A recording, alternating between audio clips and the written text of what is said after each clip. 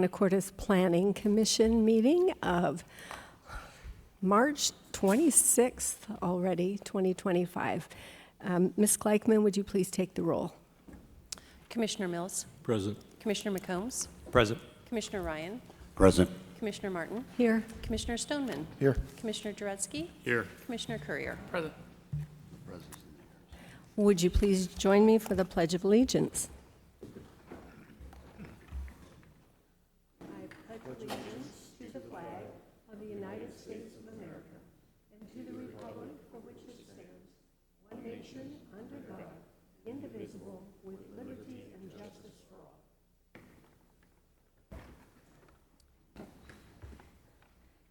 all. Okay, item number 3 is minutes, and we don't have any minutes, but I want to just make sure. Ms. Gleichman, I count 7 meetings, not counting today. I believe that's correct, and I am working on those. Pardon? And I'm working on those, yes. Okay. So going back to October 30th of 2024 is according to my notes. I believe so, yes. Okay. Okay, item number 4 is public comment. If there's anybody in the audience that would like to make a comment, we would be happy to hear from you. We will give you 3 minutes. We'd ask that you state your name and the city where you live. Come on up.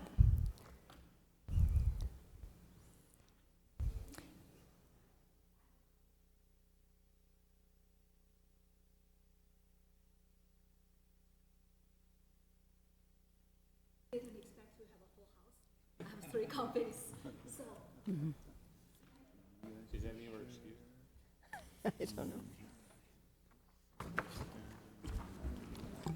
Sure, yeah. Good evening, commissioners, and I appreciate the opportunity to address you regarding the comprehensive plan climate element.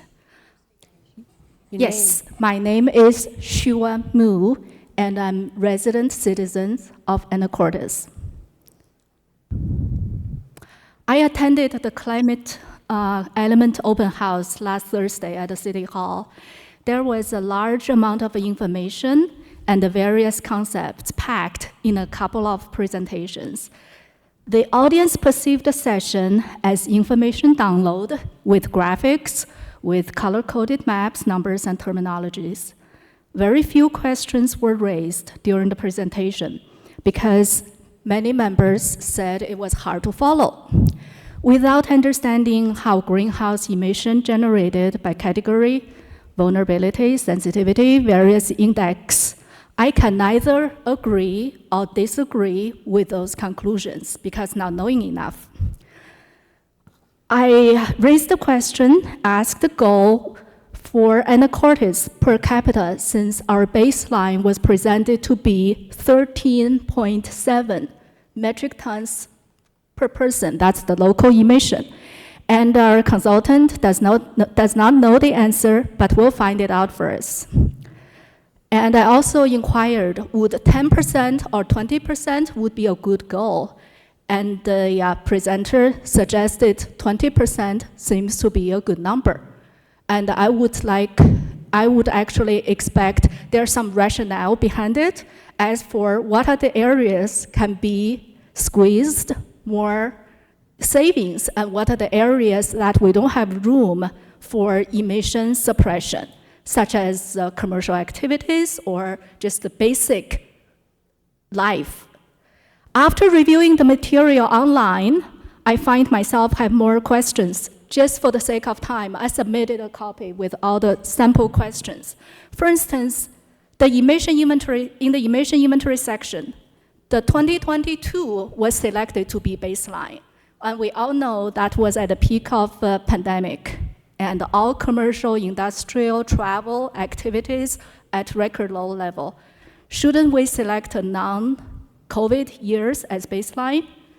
And another example, for the vulnerability index, which year's census block groups were examined? What rationale and assumptions utilized to assign values to different factors such as heat, drought, wildfire, land cover, etc., to overlay the population blocks to come up with homogeneous index for each block. Additionally, there are interdependency between heat, drought, wildfire, and etc. How does the model take account of the interdependencies to avoid inflated results for an area, for a block?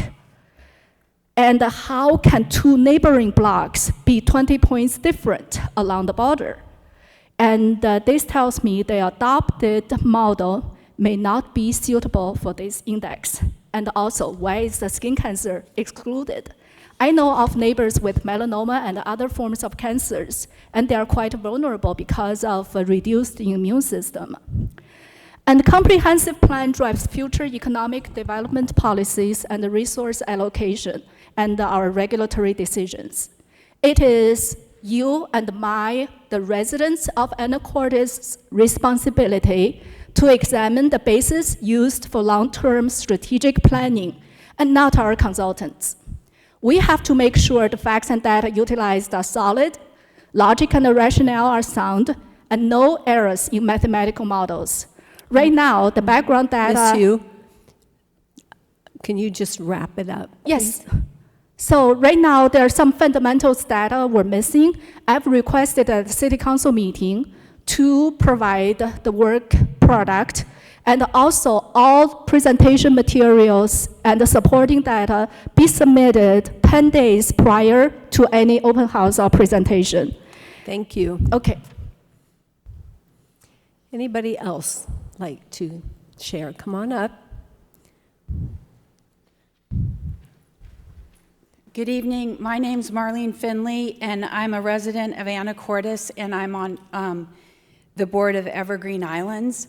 I also served on the climate policy team for the comp plan update, and I just want to say how much I appreciate the consultants and the planning staff and council members organizing the policy team, because just as the last speaker noted, some of the information is very complicated, and it takes a smaller group to take a deeper dive to understand the data and the rationale that's going into the recommendations that you're going to hear this evening.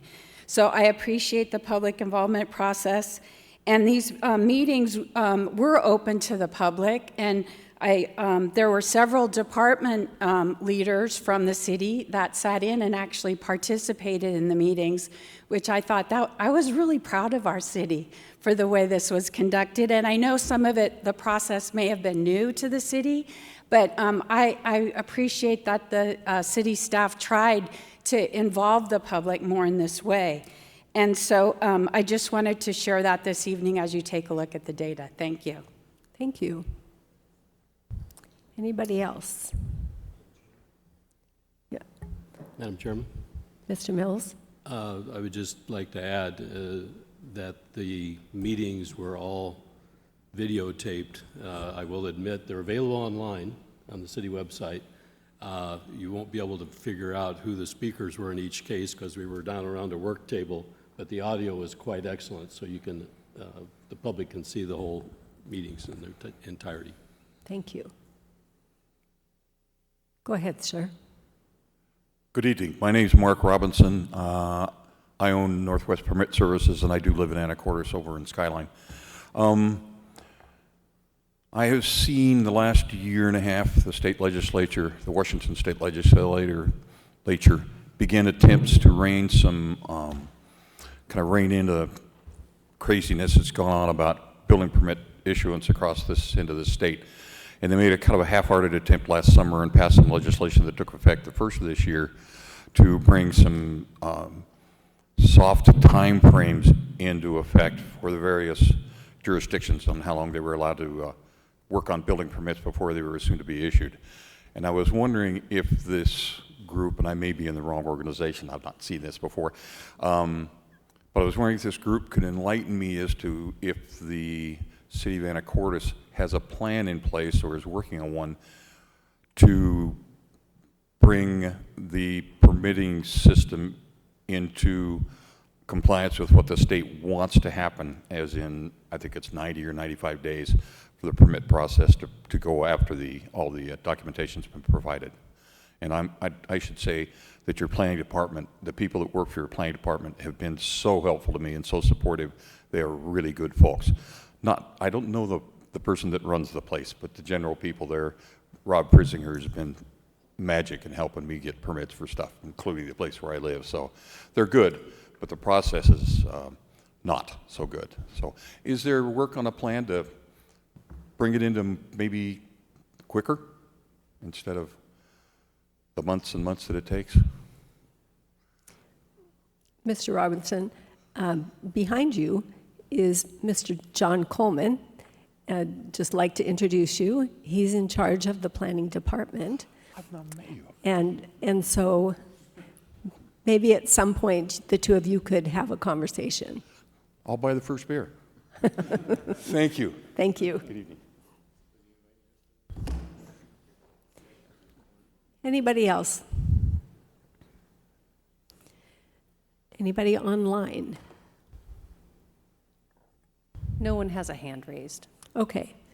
I would like to ask the commissioners to just indulge me for a moment, because you have in your packet a letter that I wrote, and you have a couple of letters that actually reference that from a couple of our fine citizens. And so I just wanted to give you some background.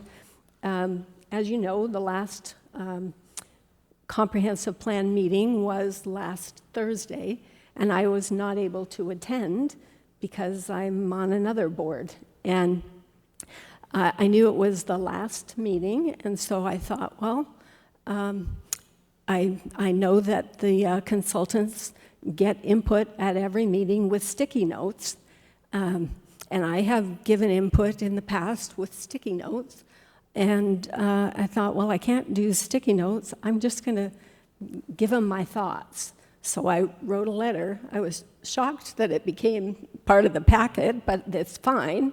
I'm surprised that there was nobody else, and all the sticky note comments have never been in the packet. But I wrote a letter.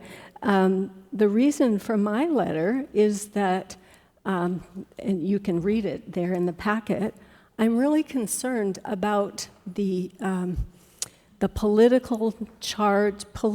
charged atmosphere in our country as well as in our city. And Mr. Ryan, you need to leave. Sorry, thank you. Oh, sorry. I'll log on when I get back home. Okay. And I felt like the climate element is the one element that is so politically charged.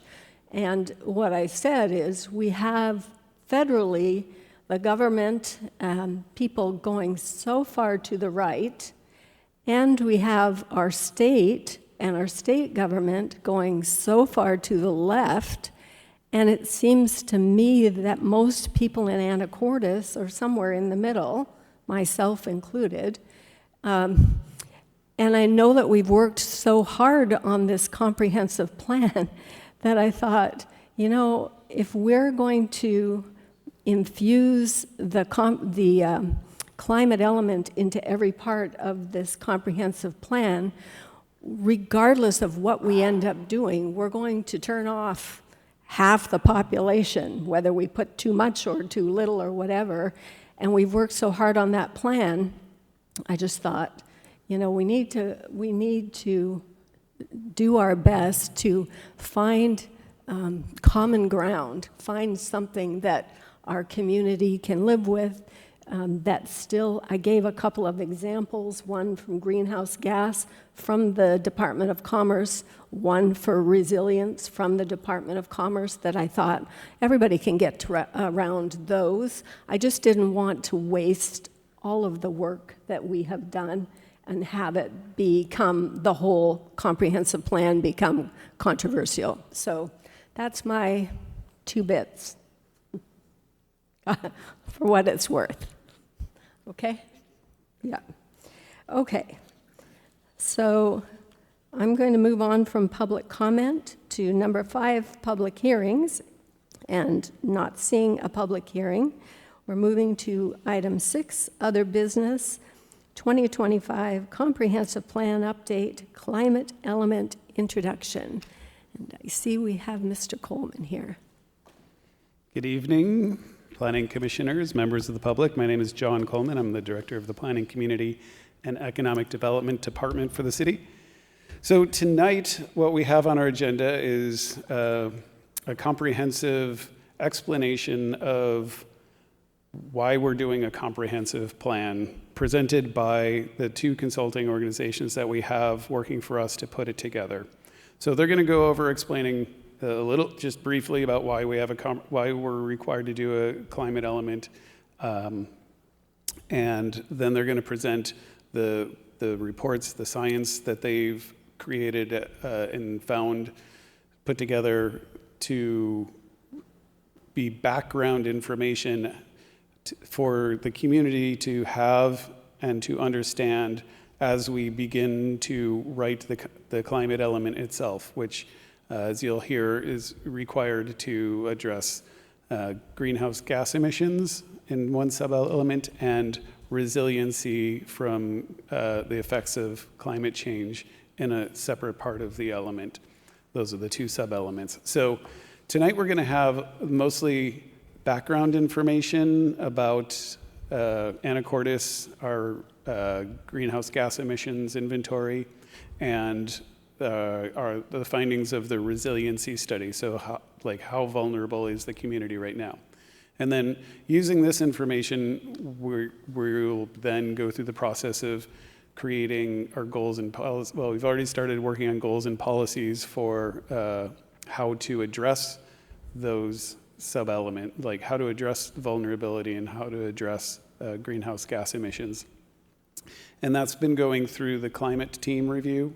As was mentioned earlier, we have several members of the public that have either expertise or are in an industry that is related, that will be affected by our goals and policies and by future climate change. And that was the climate team that was put together, and they reviewed some potential goals and policies. Those are still being worked on and will be presented at a future Planning Commission meeting, actually at our next Planning Commission meeting. So today we're just going to go over the background science and what is a climate element and what we're trying to achieve. And then we'll get into the goals and policies at the next meeting, and then after that we'll have, after we've had a chance to present it and for the community to see them and review themselves, we'll have a public hearing at the then subsequent Planning Commission to that. So that's the three-step process that we're starting tonight. We're really excited about tonight because we've been giving this information to the climate team, which is available to the public via our the website. We've presented to the City Council in the fall of last year the climate, the greenhouse gas information, and so this is a really good opportunity for the community to see all of that work to put together in one place so far. And we're still working on what our goals and policies and measures are going to be, and those are coming to the public very soon. And then following that, we'll continue to flesh out the rest of the climate element, which has a lot of background information. So with that, I wanted to introduce, tonight we'll have two presenters, Katie Saunders, who's with Makers Architecture. They're the consultant that we have writing the climate element. We also have Beth Miller with Parametrics with us tonight, and Beth Miller will be presenting some of the science background of the reports that they've put together for us as part of this whole process. So I think we're ready now to pass it on to Katie Saunders, and I'm going to turn the mic off because she's got a really great headphone set.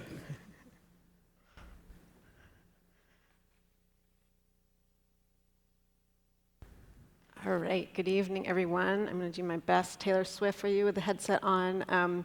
But I am sometimes a little soft-spoken, so I'm going to do my best. But if you can't hear me at any point, just raise your hand or let me know. I do not mind being interrupted. Hearing is important. Give me a moment, just get the presentation started here.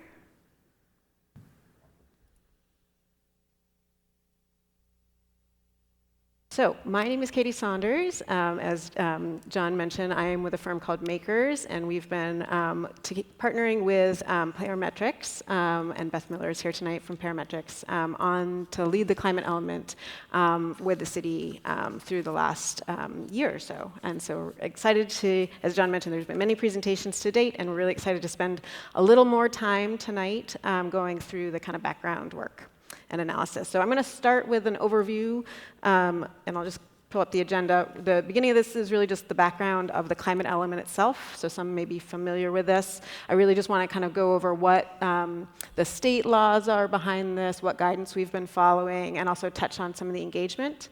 And then we're really going to have a deep dive into the greenhouse gas inventory section tonight, and then the climate vulnerability. I know John just summarized that, but that's the focus tonight, and then we'll move on to the other pieces for the next meeting. So the climate element overview. What is the climate element? As many of you know or may know, there's a new state requirement to plan for climate change as part of the comprehensive planning process. And it was established in 2023 by a bill called HB 1181. So I don't think I'm going to mention that tonight, but if that number pops up, that's what I'm referring to. That was the bill that actually required climate planning as part of the comprehensive plan process. Different communities in Washington State have different requirements. For Anacortes, there are 2 sub-element requirements. So there is the greenhouse gas emissions reduction sub-element, and there is the resilience sub-element, as John also mentioned now. And there are different pathways that communities are going through to kind of meet these requirements. So the process may look a little different depending on what communities are, how they're going navigating that process. So we'll be showing how we went through and how we got to the analysis and the information we were presenting here tonight. We'll walk through what we did and how we got there. I also wanted to highlight that communities are also, in addition to these 2 sub-elements, required to advance environmental justice and avoid environmental health disparities. And there's a lot of language in the bill, and as well as the minimum requirements that we're going to be talking about tonight that highlight that. So I just wanted to note that, and we can talk more about it as we go. We have been following very closely guidance coming from Commerce as to how to put these together. So this is a cover sheet of the guidance that they issued. It's interim guidance at this point to get the communities that are planning for completing their comprehensive plans by 2025, as Anacortes is one. So there's interim guidance out now that was released to guide that process, and then they're also updating it for communities that will be updating and doing the comprehensive plans on a different time cycle. So we've been following this guidance, as this is the guidance, that's why it says intermediate guidance on the cover. And the table on the right, I'm not going to get too much into the details, but this does sort of highlight how there's Commerce guidance identifies different sectors that relate to climate planning and how there's overlaps between those and the GMA goals that govern the comprehensive planning process, as well as the different comprehensive plan element requirements. So understand that there's thoughts or concerns around kind of how broad the climate element is, but just wanted to highlight that in the Commerce guidance, there's a need to sort of look in different areas and make sure that there's a comprehensive approach to meeting all of these different sectors. We'll probably be talking about that more in detail at the next meeting, but just wanted you to all be aware that there's great guidance coming from Washington State Department of Commerce, and we've been really following that carefully through this process. And as part of that, too, I'll also mention that there's a real commitment to, in the guidance, best available science and referencing that. So I think in the time tonight we'll be presenting analysis, able to speak a little bit to what the methodology was to go through these processes, what we were pulling from and what information. But we were really following guidance that was coming from Commerce and their recommendations on that front. But happy to get into more details as we get to the analysis. Okay, so starting with the greenhouse gas emissions sub-element, there are 3 minimum requirements. Requirement 1 is to result in reductions in overall greenhouse gas emissions generated by transportation and land use within the jurisdiction, but without increasing emissions elsewhere in Washington. Requirement 2 is to result in reductions per capita via miles traveled within the jurisdiction, but without increasing gas emissions elsewhere in Washington. And requirement 3 is to prioritize reductions that benefit overburdened communities in order to maximize the co-benefits of reduced air pollution and environmental justice. The item on the lower, or the piece below that is this, to note that jurisdictions are also required to submit reports on sort of 5-year progress in implementing their greenhouse gas and VMT reduction measures. So as part of the update cycle, there's a reporting built in to the state as to how the communities are doing in meeting the implementation of these policies. So moving over to the resilience sub-element, we also have 3 minimum requirements here. The first is to address natural hazards created by or aggravated by climate change, including sea level rise, landslides, flooding, drought, heat, smoke, wildfire, and other effects of changes to temperature and precipitation patterns. And for those, it's those that are relevant to the communities. So communities that are inland away from interior communities in Washington obviously don't need to plan for sea level rise. So this list, but in Anacortes, we are, as we'll be presenting, there are pretty broad range of impacts from climate. So this list is relatively accurate for what Anacortes needs to focus on, but just want to note that that list depends on the context of your community. Requirement 2 is to identify, protect, and enhance natural areas to foster climate resilience, as well as areas of vital habitat for safe species migration. And requirement 3 is to identify, protect, and enhance community resilience to climate impacts, including social, economic, and built environment factors which support adaptation to climate impacts consistent with environmental justice. And a note at the bottom here is just to note that there needs to be, in the final list of goals and policies, at least one goal or policy for each of the climate-exacerbated hazards. So that's that list under requirement 1. Although there's also ways that those measures can address multiple hazards in one. So we'll be getting into that level of detail at the next meeting, but just wanted to kind of cover make sure that there's awareness of what the minimum requirements are. Yeah? Can you define what environmental justice is? I'm not familiar. I can. There is the environmental justice, the goals, let me just pull up the commerce requirement. So this is a glossary that we can send out as well, but it's from Department of Commerce, and many of these terms are defined by Department of Commerce. Some of them are defined by HB 1181, the bill, and I think I have a slide later on, or we can reference. This definition, and this is the guidance that Commerce sent out, is by Washington State's Environmental Justice Task Force. And the definition of environmental justice is the fair treatment and meaningful involvement of all people, regardless of race, color, national origin, or income, with respect to the development of implementation and enforcement of environmental laws, regulations, and policies.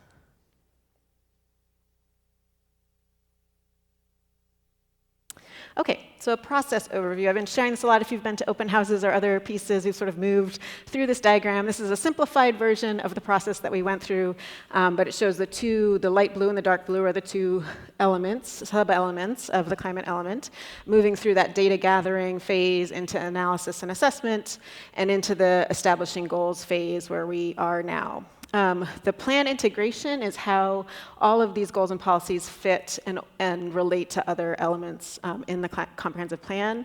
As it's played out, that establishing goals and integration is really folded in, and we're sort of doing that as sort of one step. So you will see more of that at the next meeting as to how that's playing out. But that's generally, we're at that phase of the process. And we've had engagement throughout, and I'll be touching on engagement in a moment. And also this is in parallel to when many of the other elements are being developed.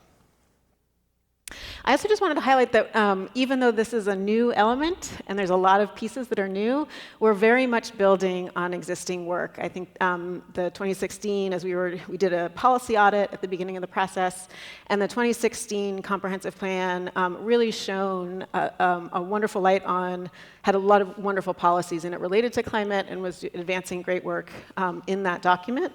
And so we identified ways which were relevant, which to bring forward, and we'll be talking probably won't talk about that specifically tonight, but you'll be seeing how we built on that work in the draft list of goals and policies that we share at the next meeting. But just wanted to recognize the great work that went into that plan, and that we aren't, even though this is a new element and a lot of new pieces, there's a lot to build on in that document that we're excited to do that.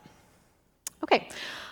I did want to talk a little bit about engagement and just kind of give a broad overview of where we've been and some of the key feedback. This isn't everything that we've heard, but just the process that we went through. We spoke briefly about the climate team earlier in the public comment, so I just wanted to share the great work and really wonderful collaboration that we had with that group that was formed in the fall. And we met with that group 4 times during the process, and many of them also attended meetings and showed up at open houses. So we are very grateful for the partnership and collaboration with that group. That included staff, members, representatives from industry, local nonprofits, community services organizations, and the Samish tribe. So we're really grateful for the collaboration, and the work, I think, is stronger as a result of that effort.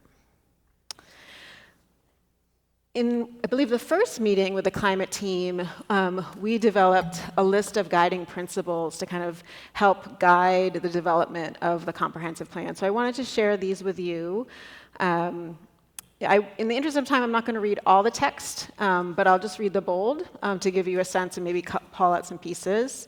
Leadership and collaboration, so really a focus on being a regional leader. Actually, before I get into the list, we sourced many of the existing comprehensive plan had a lot of high-level policies that really worked well as guiding principles. So some of these policies really came from that plan of really higher-level policies that really worked very well in this capacity to sort of help shape and guide work on climate and climate planning.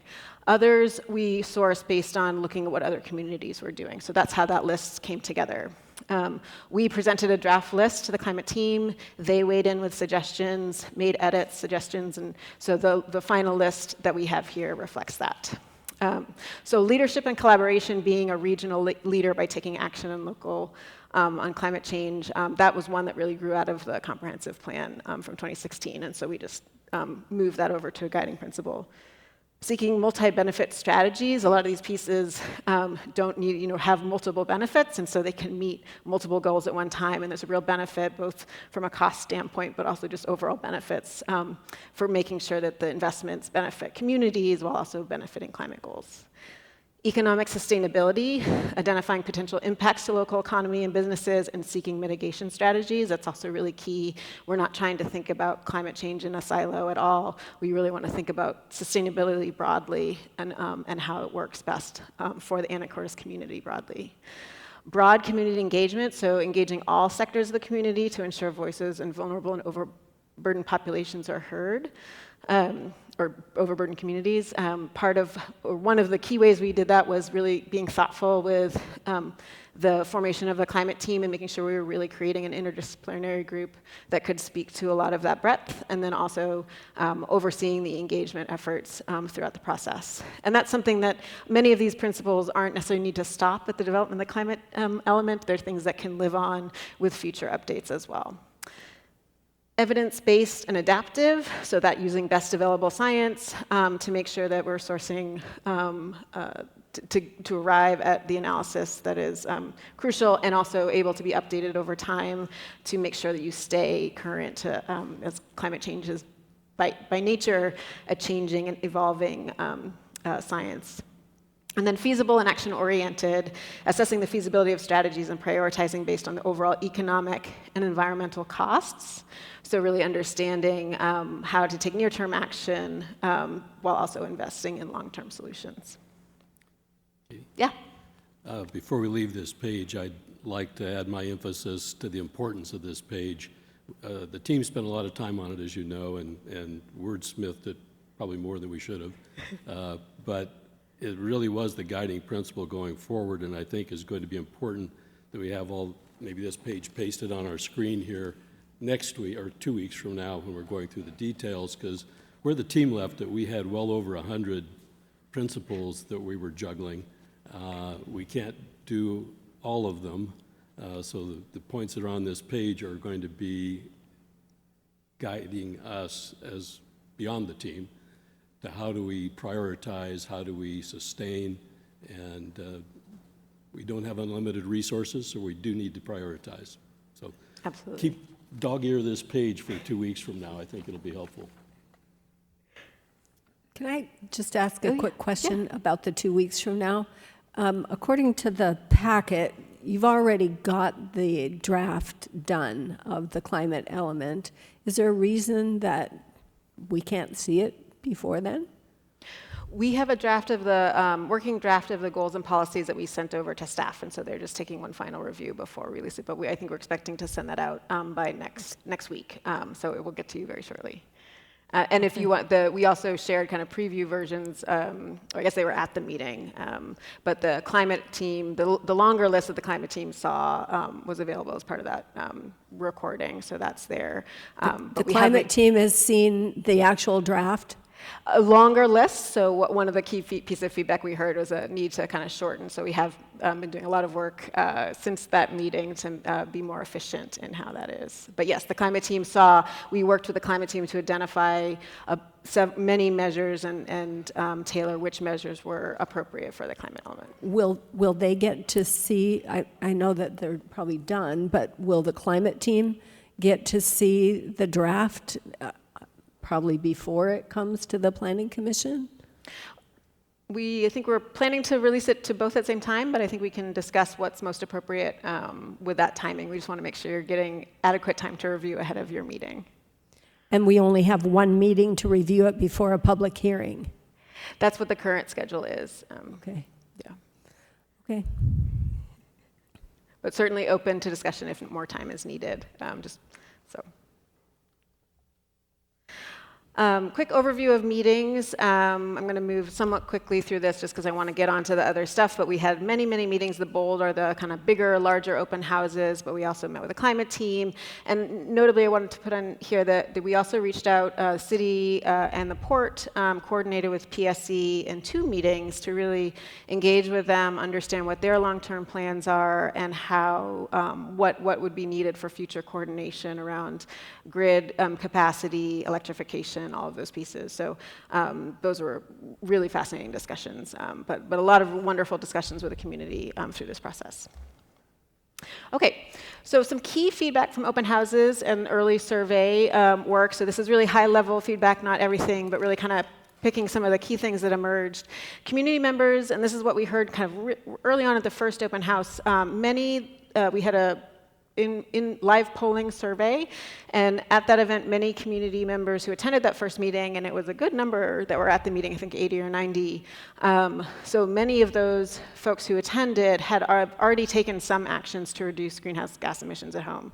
The typical strategies tended to be energy conservation, lighting efficiency, walking and biking to reduce car trips. A smaller number of folks that attended that meeting had also invested in solar or made larger investments in efficient heating and cooling, but that tended to be a smaller number. We asked about barriers and challenges, what might be keeping people from taking these initiatives at home or in their communities. The cost of building improvements and/or electric vehicles were both really high, so cost is a really key concern. No real surprise there, but important to understand. Not feeling safe or comfortable walking and biking, though, also popped up as something of a barrier for people who wanted to walk or bike more. And then transit service not meeting their travel needs. Important to note here, I didn't include it, or I next to include it in the bullet, but some people also just didn't feel this was a priority for them to take, and I want to acknowledge that we did hear a bit of that at that first meeting as well. Concern around wildfire has come up at every meeting and survey. We know there was a relatively recent fire in the Anacortes community forest lands, and that concerns around wildfire and the need for wildfire planning really did emerge from the community. We were looking at it as well as the consultant team, but we definitely heard that through feedback. And then as we were kind of going through meetings for things, we had general support for the climate, for findings of the climate vulnerability maps. We had kind of spot questions, and we certainly are happy to present tonight around to provide a little more detail on those maps. But in generally, people understood and they resonated with how they understood Anacortes. And then finally, a desire for action. We are hearing, or did hear from the community, that they want to move past these planning stages and get to implementation.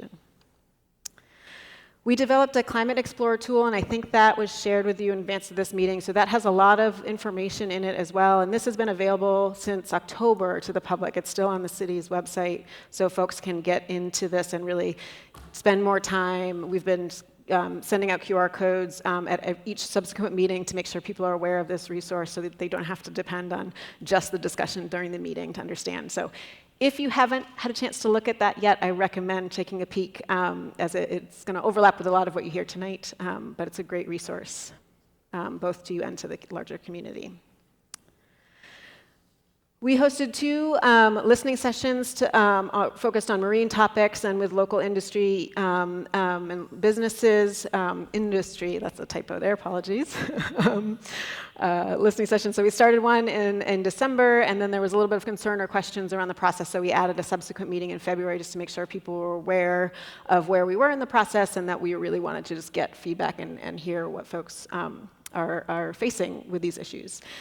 We heard that some businesses in the port are starting to develop long-term plans to address vulnerability, and we heard that others didn't feel that the impacts were significant to their business. So it was a real range. Some are really looking at this and planning, and others didn't feel that it was significant or relevant to their business. There was a good discussion at the February meeting around alternative fuel availability, which is our 9090 diesel. This will make a little more sense once we get into the, you hear from Beth. It's a fuel used that can help support the marine industry in transitioning to more alternative fuels. It's not as currently available locally, but there may be changes that occur over the next 5 to 10 years, so that was interesting to hear. Places like California are a little bit further ahead of availability for those type of alternative fuels than Washington, but interesting discussion around how that is changing over time. There were some concerns around the stability of the electrical supply, and the city's had meetings with PSC where they indicated the city generally has adequate supply, but another thing that PSC really identified was the need for ongoing coordination over time, coming out of this climate element, but also moving ahead, just to make sure that they're clear on what the city's plans are for electrification and what the needs are, and to just support that overall transition. No surprise on this part, but maintaining a strong local economy is really fundamental, and skilled industrial and workforce jobs are a really major part of that. So that was really, there's opportunity here in the climate element. We're not trying to silo it. We want to think about economic development in the context of the climate element. And then some attendees also highlighted at these meetings the need to consider impacts to ecosystems such as pollution from flooding, habitat connectivity, and wildfire. The Open House 3 feedback, that's the most recent event. This is getting a little more towards goals and kind of emerging priorities, so I'm not going to get into the specifics unless there are questions. But one of the main takeaways there, you can see from the boards and the DOT feedback that there wasn't, I'll say there are a few that have smaller number, but every measure or every kind of priority that we identified that aligns with goals and policies that the list is exploring, got at least a few votes. So there's definitely some that are a little bit more got more attention, focusing on climate resilience of urban forests, ecosystems, supporting incentives for development to do implement more renewable and advanced thinking around energy conservation and renewable energy. So there were some that were more popular than others, but in general, nothing got 0 votes, which is interesting to see. Okay, and with that, I'd like to turn it over to Beth, who is going to give a deep dive into the greenhouse gas inventory. Before I move to that, are there any questions with what we just covered? Okay, great. Beth, I will turn over to you and turn off my mic, but I'll be advancing slides, so just let me.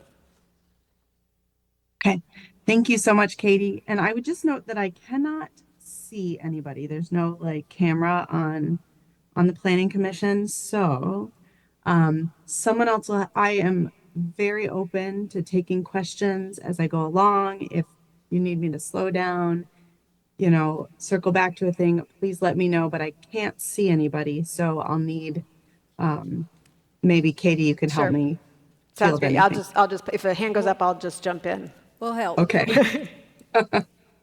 All right. So I'm just going to start with like right, this greenhouse gas, the climate element is requiring a greenhouse gas inventory. So what is it? So it's an accounting of all the greenhouse gases that are emitted from or removed from the atmosphere during a specified period of time over a specific geographical or organizational boundary. So in this case, we're talking about 2022, and I'll explain why a little bit later why we chose 2022 instead of last year, and the sort of geographical boundaries of the city of Anacortes.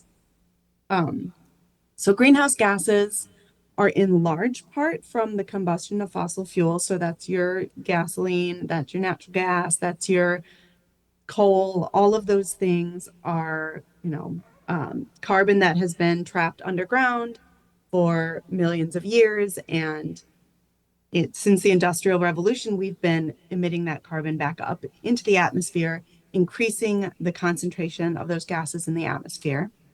But there's other sources of other kinds of greenhouse gases, including methane, also known as natural gas, but that can also be produced by other sources, like some kinds of decomposition can lead to methane release. Nitrous oxide, often happens with wastewater treatment, things like that. And then there's other sort of high global warming potential gases, CFCs, HFCs, sulfur hexafluoride, things like that. And all of these different kinds of gases have different effects on the atmosphere. And we're going to talk about everything sort of on the scale of carbon dioxide. So you're going to hear me talk about CO2e, which is carbon dioxide equivalent. So it's a way to take all of these different gases and add them up evenly. So some gases like methane or nitrous oxide or some of the other sort of weirder ones are a lot more potent in their action, their chemical action in the atmosphere. So for example, methane is 28 times as strong as carbon dioxide in trapping heat in the atmosphere. Okay, so we sort of wrap our arms around all of the different sources in the community and add it all up. And greenhouse gas inventories are useful because they sort of provide a baseline against which you can track your emissions and look at progress towards your goals. And so in the next slide, I want to talk a little bit about why are we doing a greenhouse gas inventory? And sort of the simplistic answer is that it is required by commerce. So there's three different pathways that communities can take to achieve a greenhouse gas inventory. The first way is just to sort of do an estimate based on state averages. And the second way is to do an estimate based on VMT. And those VMT stands for vehicle miles traveled. And those two ways are sort of quick and dirty, but they don't provide a real look into your particular place, your particular set of emissions. So they're not as useful for understanding what actions where you're gonna get your most bang for your buck, where you should really focus, where's the low-hanging fruit. So by doing sort of a complete greenhouse gas inventory where we look very locally and we ask how many kilowatt hours of electricity did we use and how many gallons of gasoline did we use in this location, we can really get a really comprehensive answer for Anacortes specifically, because this plan is for Anacortes specifically. The other second thing to think about when we think about a greenhouse gas inventory is that this is really point in time measurement. So this is, and it's not about saying, hey, this community is better than that community, or really even comparing it to anywhere else. It's it's to just get a very clear-eyed picture of what's going on in this place. So yeah, so and that way, you can actually take action in a very informed way. And to that end, it's a way to identify and prioritize which kinds of actions you're going to take. So, I'll go through your inventory, but you'll see that some sectors are much higher than others, and there are much better places to spend your political capital, spend your money, spend your effort than others. And finally, you're going to be asked to make a progress report in 5 years. And so, a really important part of this inventory is to do it in such a way that in 5 years, after you have started on, implementing the policies with your climate element, you can actually see the progress that you have made. You can say, okay, look, we reduced emissions in this sector and that sector. So to that end, it's really important that this inventory be comprehensive, so we're not missing anything. And it's also important that it be done in a way that you can do it again. So you could do it like really, really perfectly one time, but it might be hard to do it exactly that way again. So we're prioritizing ways of doing this inventory that allows us to reproduce and allows us to see progress through time. Right. All right, so next slide. So what is included? I said I wanted to wrap my arms around the whole community and sort of add it all up. So there's, so this is just a slide showing sort of the different kinds, sectors of emissions or scopes of emissions that are included in the greenhouse gas inventory. So scope 1, we sometimes think about as tailpipe emissions. So, so that's what's coming out of the smokestack, what's coming out of the tailpipe of the car. It's emissions that are happening in the boundary, very measurable, very there. So that's things like if you had agriculture, it might be your cow burps. But it's also things like, burning any fuels like natural gas or gasoline. It's any sort of factory emissions you might have, any sort of within boundary transportation. And then, see, Libby is coming on. And then there's scope 2, which is very specifically thinking about electricity, because usually that's generated outside of your community by a power plant or a solar array. And then that electricity comes into the community and is used there. So scope 2 is very specifically your electricity. And then scope 3 is sort of things done on behalf of your city that happen elsewhere. So that's things like all of the emissions involved in all the things that you buy. So, farming your food and making your stuff and all that stuff that happens elsewhere. So that we include that as sort of scope 3 emissions. Other ways that that's included is things like your like out of boundary transportation, especially things like air travel and things like that.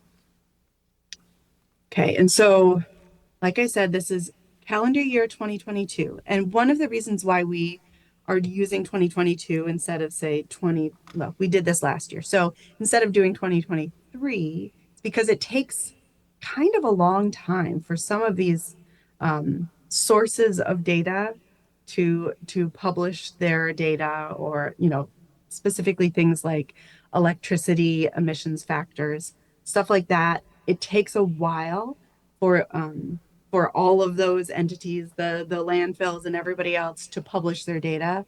So that's why we have to kind of look backwards a couple years.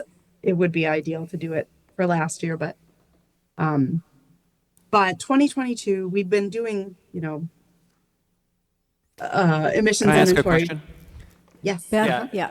Yeah. Just, it was brought up about the year 2022 being affected by COVID. Is there any kind of correction factor? Did you guys look at that? Like, was 2022 a normal year that we would expect to use as a baseline, or is there some sort of correction factor you could apply based on the amount of, I would especially think like tailpipe emissions and things like that would be different? Yeah, it's such a good question. And people wonder that all the time. And we've done some inventories, not in Anacortes, but in other communities where we've had sort of the time and the scope to compare through years. And we haven't seen the kind of drastic changes, especially since like 2020 was weird. And then things came pretty close to normal in 2021. And so we haven't seen that 2022 is any reason that we need to really be correcting. So I would say we haven't looked back and compared to, say, 2019 emissions in Anacortes. That would be an interesting exercise, but out of scope for what we're trying to do here. So we haven't applied any correction to that, but I'm not really worried about it. Just having seen other communities' time series, and So not, you and did some sort of looks pretty good. empirical comparison of data between other years in other communities or not? Yes, we have looked at other communities, like a time series, looking at like 2019, 2020, 2021, and 2022. We did that for a couple communities. And by 2022, it was back up to where it had been. Okay, thank you. So not worried about it. Other questions from the commissioners? I have a question. I appreciate this particular slide because it helps to clear up something for me. So scope 1, according to your other methodology documents, that's 52%, right? Or is it scope 1 and scope 2 is 52% and scope 3 is 48%? Yeah. So you have hit on sort of a complicating factor, which is that there's different. Yes, scope 1 and scope 2 is about half, 52%. That's what. Yeah, that looks about right. Just I don't have exactly that graphic in front of me, but yes. Okay. So we often think of scope 1 and scope 2 as your local emissions. Okay. So we include electricity in your local emissions, and then scope 3 are your imported emissions. So that's sort of another way to divide things. Rather than scope 1, 2, and 3, we think of local and imported. And so, given that information, can you talk for a second about the thinking behind, for example, the refineries not being included in Anacortes, even though they are within the boundaries of the city of Anacortes? Yeah, so those refineries are going to be included in the county's emission inventory. I see that. Can you explain why? Yes, so it is my understanding that they are not, in fact, incorporated into the city's boundaries. And so they are more properly included in the county itself. Is that true? So we went back and forth again about whether to include it and where to include it. But this is, as long as they get counted somewhere, I think that is the most important thing. But yeah, does that jibe with what you understand too? So, Mr. Coleman, they're not in the city of Anacortes? Are they in the urban growth area? They're in the urban growth area, which means they are officially in the jurisdiction of Skagit County, and our city rules do not apply typically. There's some caveats there, nuances, but it's the county rules that apply to the refineries. Okay. And then the urban forest? So That's included. the Anacortes forest lands are in city limits. But they're included as scope 3. Is that No, right? they are scope 1. Oh, okay. I'm glad I asked. Yes. They are scope one. They are your trees absorbing carbon for you Right. in this case. So are the ferries and ferries are in scope 1 too? The ferries are included half in scope one. It's a, when you get to these kinds of transportation is a little bit of a complicated sector because things sort of by definition are crossing boundaries, right? They're coming and going. Most of the transportation will cross a boundary. So we included ferries because you have the fueling terminals there. And I've got sort of an explainer and we'll go a little bit deeper into that. But by protocol, you include half of the half of the cross boundary half of the cross boundary transportation in the local emissions inventory. Okay. And that way, if everybody does that, you catch it all. Yeah, I did see that. Okay. Mhm. Okay. It looks like no other comments or questions yet. Awesome. Okay. Right. So what's included? I think we handled that. So let's on to the next one.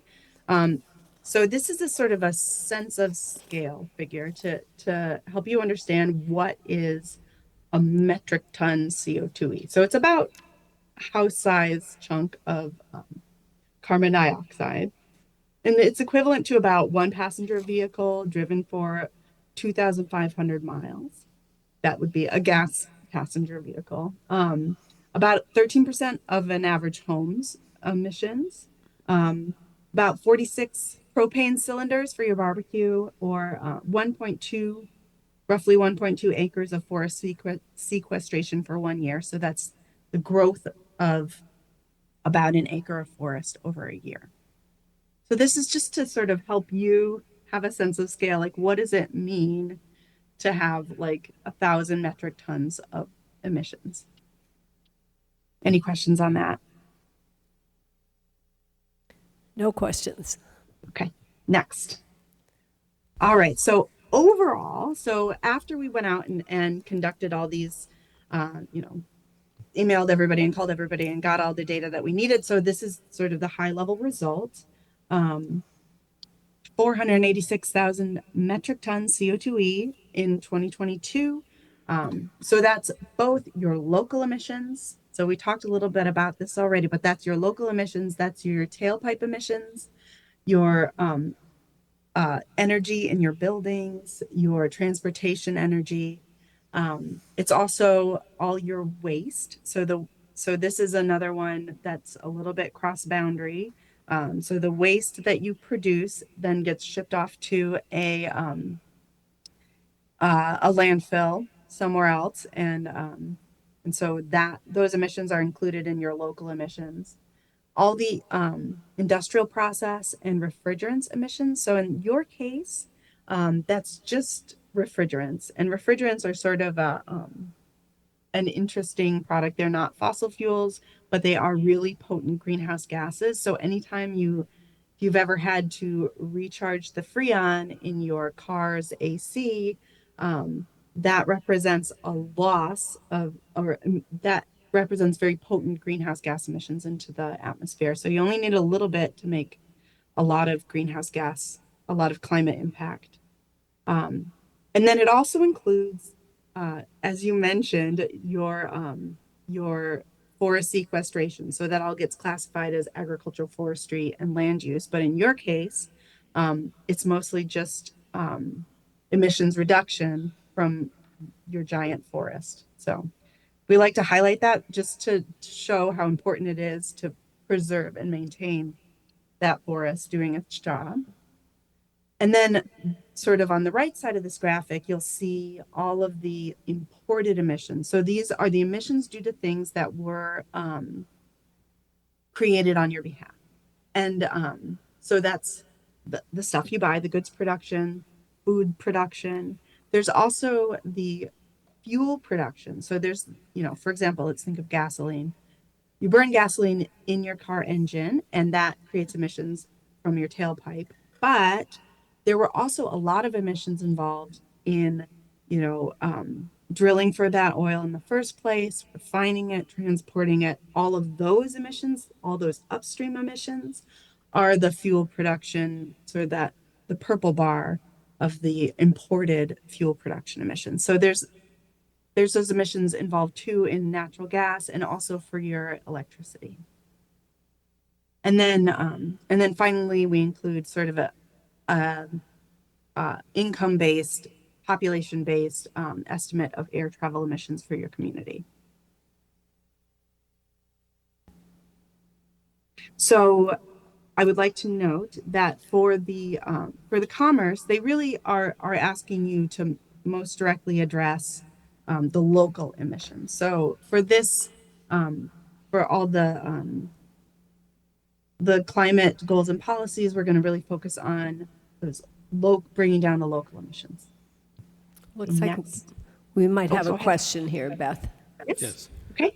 Beth, just to make sure I understand this bar chart, the bars on the left-hand side, which are local emissions, that would be scope 1 from the previous slide?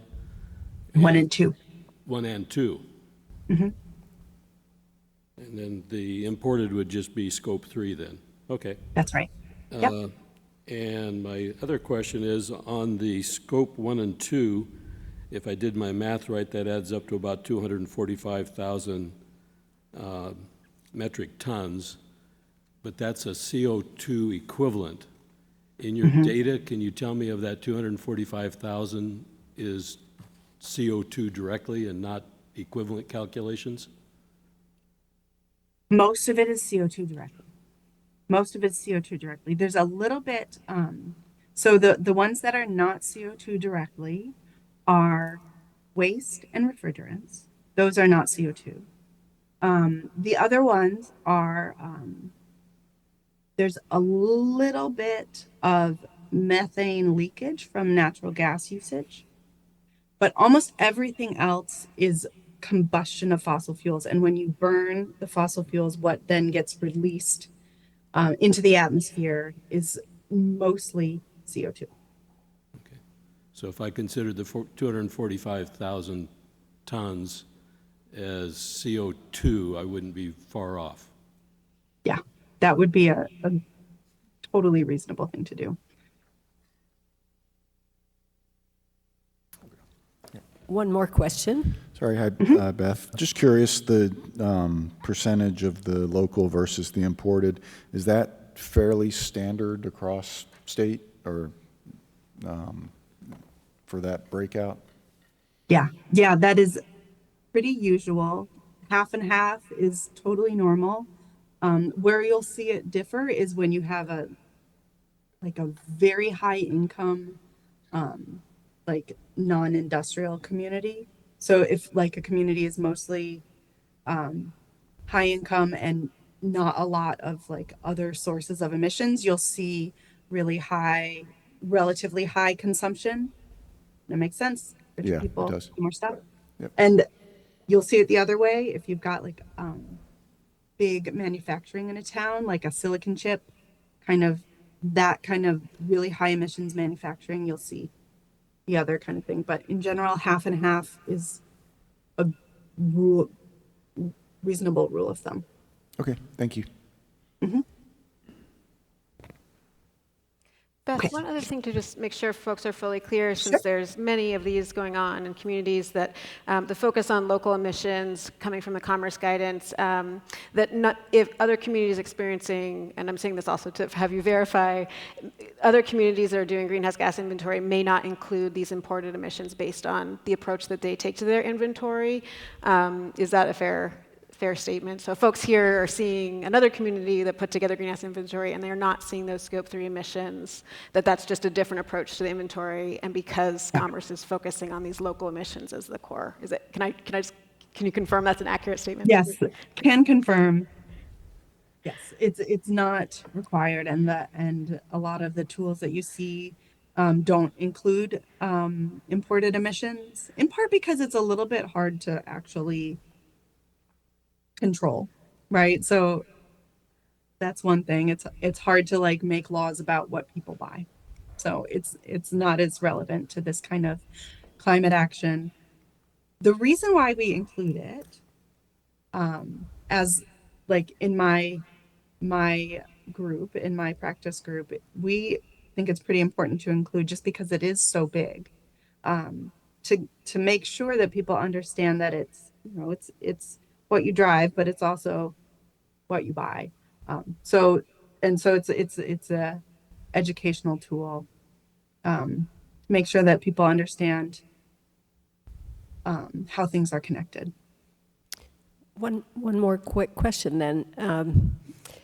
So if some communities aren't including the imported emissions, when we're going to give a report on how we're doing, is that going to be only on local emissions, or will it be on both, since we're including both in our process? It will be only on local emissions, because that is what is required by Commerce to look at progress.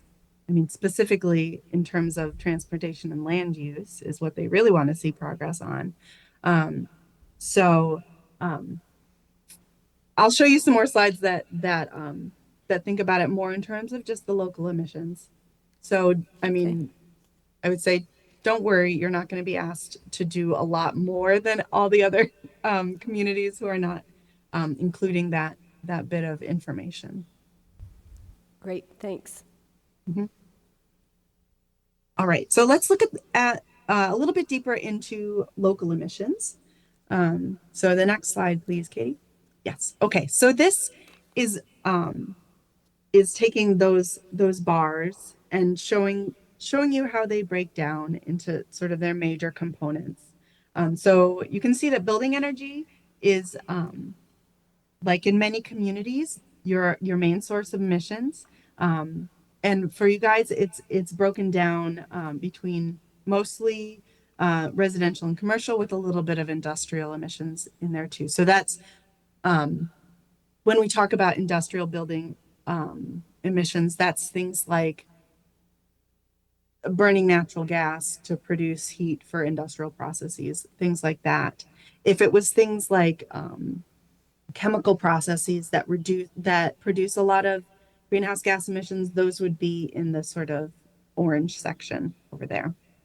And then we've got our transportation emissions, which come from mostly from passenger cars, but then there's also sort of a big chunk from your marine industry, both your recreational marine and your ferry. And then there's a little bit from sort of freight. This is pretty typical. People expect, you know, those big trucks to be a huge part of their emissions, but they actually turn out to be small in comparison to the cars that people drive every day. There's a tiny bit for your transit system that is normal and what we usually see. Transit is supposed to be a very small part of your emissions. And then a little bit for your off-road emissions. Oh, and there's a little bit of local aviation too. That's like airplanes at an airfield. Any questions with this breakdown? We will go into each one of those big segments and talk about them. So we'll get a little bit nittier grittier on that. Yeah, not seeing any questions, so we can keep Okay, great. Okay, so this is just sort of giving you an idea where you sit in the ballpark of things. So this is for your local emissions. So this is comparing your local emissions to the state of Washington, and this is using the 2019 state of Washington inventory, and then scaled for the 2019 per capita versus your 2022 per capita. So just with that caveat. Yeah, so this is looking at, so relatively high residential emissions, sort of normal transportation emissions, yeah, so just to give you an idea of where you stand, probably your relatively high residential emissions is from your electricity provider, has relatively high emissions intensity just for the region. Okay. All right, so on to building energy, which is about 61% of your overall emissions. You can see that, so this is broken down by residential, commercial, and industrial. We get this data by emailing Puget Sound Energy and emailing Cascade Natural Gas and asking how many kilowatt hours did you sell in the city in this year? Or how many therms of natural gas did you sell in the city in this year? So this data is quite robust. This is probably like the best kind of data that we can get, like exactly how much of this thing was used straight from the source. It's pretty evenly distributed between electricity and natural gas. And then I made that comment about your electricity being a little bit higher emissions than the rest of the grid. And so that's what I'm showing on this other bar graph to the right, just comparing the emissions intensity of Puget Sound Energy's grid to the regional grid. And that's really just a difference of how much hydro is in your mix. And that's going to be changing pretty dramatically through time as the clean energy targets come online and require Puget Sound Energy to decrease their emissions intensity. Honestly, that law is going to do a lot of the heavy lifting on reducing your emissions for you, which is great. That's a really impactful place to act. Any questions about this? Just a quick clarification. Mm-hmm. The building energy at 61%, that includes both local and imported, correct? Building energy is just your local emissions. So 61% of your local emissions. So that would be, if you go up to that pie I just showed.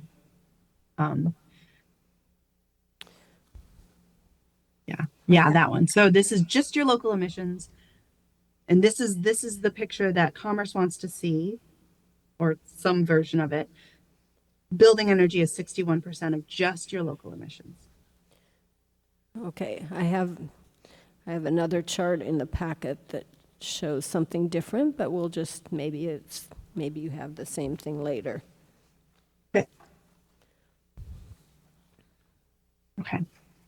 All right. So any more questions on building energy? All right, let's move on to transportation. As I noted earlier, and someone's already brought up, ferries are a little bit hard to incorporate just because they do cross boundaries, and we've had a lot of conversations sort of in our with Libby and John about how's best to really think about this. And we talked to the ports and we talked to the ferries. We talked to WashDOT about how best to incorporate this. And so here's how we landed on it. So the Global Protocol for Cities, which is the protocol that we're following to make sure that we categorize all your sources of emissions, asks to include a half of all domestic ferry emissions. So you could do this either by saying all departing trips, or you could say, in this case, because most of your ferries fuel up in Anacortes and then go around and then only fuel up in Anacortes. So that means half of your fuel sales, or half of your fuel dispensed for your ferry. So that's what's included there. Yeah. So using fuel that way is kind of a good, robust way to keep track of things and looking at it through time. All right, so let's click on to the next one. Oh, there's a question. We've got a question. Okay, sure. These ferries service two counties. Are both counties, Thank you. are we prorating it based on how much time they spend in waters near Anacortes? Or is San Juan County not utilizing any numbers at all for the ferries? I am not sure exactly what San Juan County is doing. We are attempting to just sort of keep our own house in order by sort of following the guidelines and doing a half of those ferry emissions. I would say that In this case, because the ferries have their own goals to drastically reduce their greenhouse gas emissions through time, it makes sense to sort of be really straightforward about how we estimate this. And so using half of fuel sales makes it super reproducible. We talked a bunch with WashDOT, with the ferries about what other ways we might use to sort of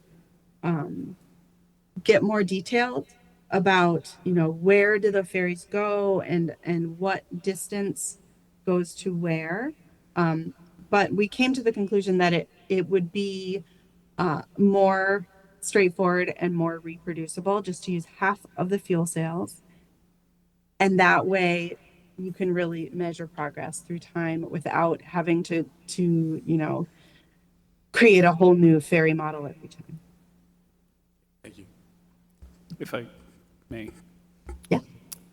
When it comes to the ferries, whether it's Skagit or the state ferry, we have very little control over the policies of those. I mean, we can encourage them to, if we want, we could possibly encourage them, but these are organizations that are going to be handling their greenhouse gas reductions on their own, independent of our rules.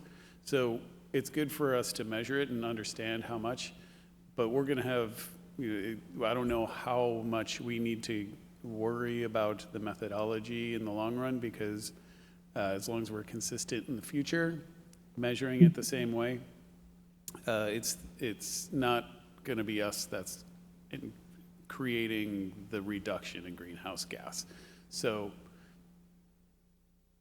we don't need to worry too much about this, but we do want to inventory it in a consistent way from now and into the future.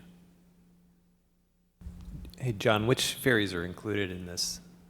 Sorry? Which ferries are included in the? So, Beth, correct me if I'm speaking out of turn. The state ferries out of the end of the Highway 20 spur, and then the Guaymas Island ferry, because that leaves out of town.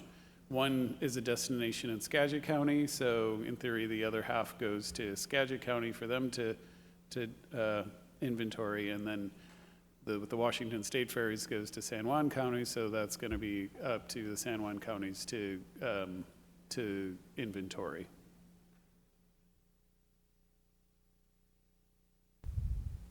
Yeah, that was good. Okay. So, so I just wanted to get that ferry conversation right up front, because it has been the source of so much discussion. So this is sort of the breakdown of your transportation emissions: 32% to passenger cars, 14% to freight and commercial. We've got a little bit of on-road transit that's less than 1%. I think the number got cut off there, but it's less than 1%. Off-road vehicles, about 10%. That's anything like construction equipment or ATVs. That's actually estimated from statewide averages, because we can't get that kind of local data. We've got the ferry. We've also got the marinas too. We called them up and asked them for their fuel usage, or their fuel sales data, and then a little bit for your local airport. And so, as John noted, a lot of these things you don't have a huge amount of control over. So a lot of as we go forward making plans for GHG reductions, they're going to need to focus on passenger cars, things like that. So some of these you have a lot of control over, and some of them you have less. Beth, we have another question. Would it be helpful to you if we said our names, since you can't see us? I mean, I can see you now. I can see you. So sometimes, yeah. So hi, yeah, I can see you now. Okay. Question about the recreational marine. So it sounds like you used receipts from the marinas for gas sales to calculate that. Were you able to break out like commercial versus recreational?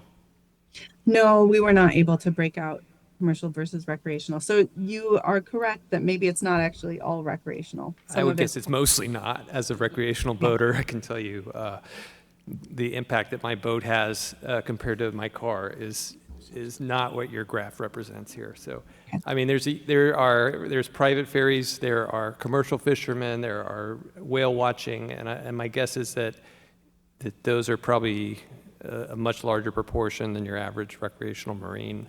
So, so I would just think that you might want to even relabel this as just maritime as opposed to maritime not ferry or not Washington and Skagit ferry versus, because I think those users are probably use a lot more fuel than your average recreational boater over. Thank you for that feedback. That's a point well taken. And you just don't want to be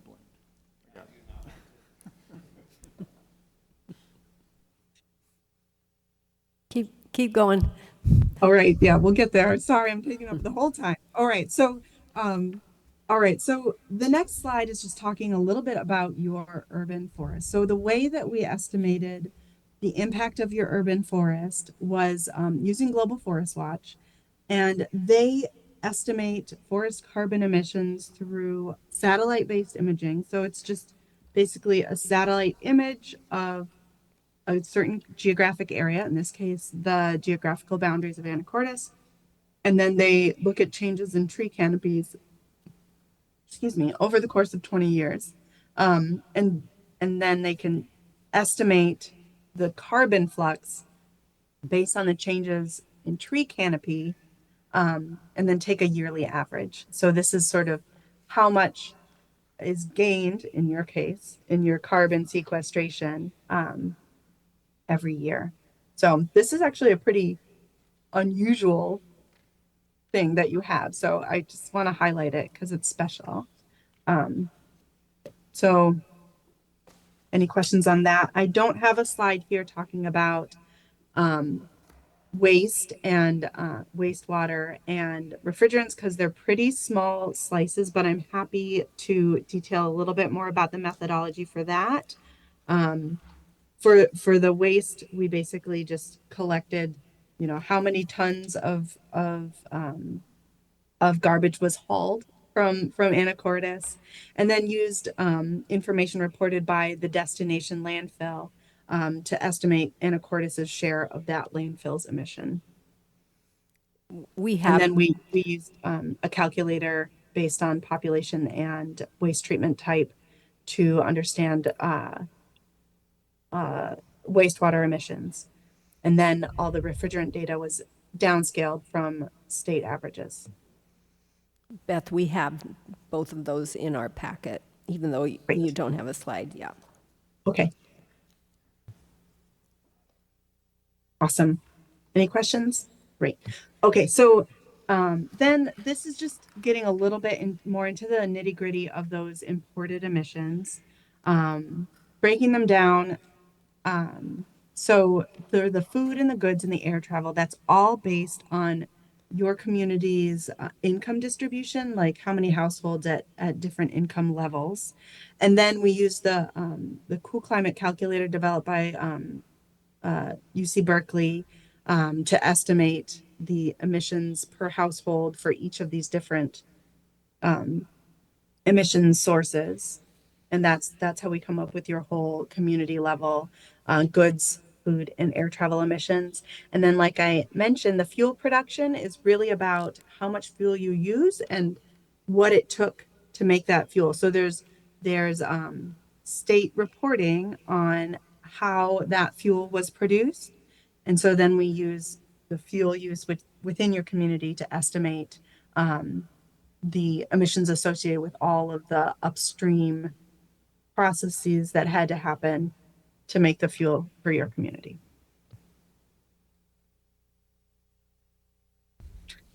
Right. So, are there any other sort of discussions to get into? Let's just go to the next slide, and then we'll discuss, because I feel like this slide is the fun one. So this is looking at, this is just saying, this is how we project your community emissions to go through time given the current state regulations. So, so sort of the light colored wedges on top are the effect of all the state regulation. The red line is showing an increase, and that's what would happen if nothing changed and everything continued as it was going to be and population just increased. So everything below that red line is showing all those sort of light colored wedges are decreases in what would be your emissions. And then the solid colored wedges are the remaining emission sources. So the thing to really take away from this, oh, and then that black line is the state's goal. So that black line is saying, here's what it would look like to go to zero by 2050. So the thing to really take away from this is right. So there's a lot of progress being made for you by the state. It's great, especially you can see that sort of light blue wedge there, the Clean Energy Transformation Act. It's doing a lot of heavy lifting, which is fantastic. So then the question is, how can you get closer to that black line? And there's some sort of easy ones to address, right? So there's you've got the passenger car gasoline, that bright green section that's going away, so that could go away faster. You can see the ferry emissions also coming down. That's due to the ferries WashDOT's commitments. And then you've got sort of that big bright blue, which is the natural gas and other stationary fuels, like there's a little bit of propane, maybe a little bit of fuel oil in there. So that bright blue and sort of that green diesel and other transportation fuels, those are the ones that are still there, that the state isn't taking care of already. And those are the places that Anacortes can act to, or needs to act to bring down emissions. Any questions on this one? I know it's a complicated graphic, so I really appreciate you sticking with it and just giving it some thought and time. I have a question about the black line. Yes. At least in our packet, it refers to the 2015 Paris Climate Agreement, and that's why the goal is 0. My question is, has the state adopted that Paris Climate Agreement?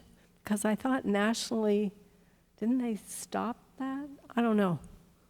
Well, so that is the Paris Climate Agreement, but also that is sort of the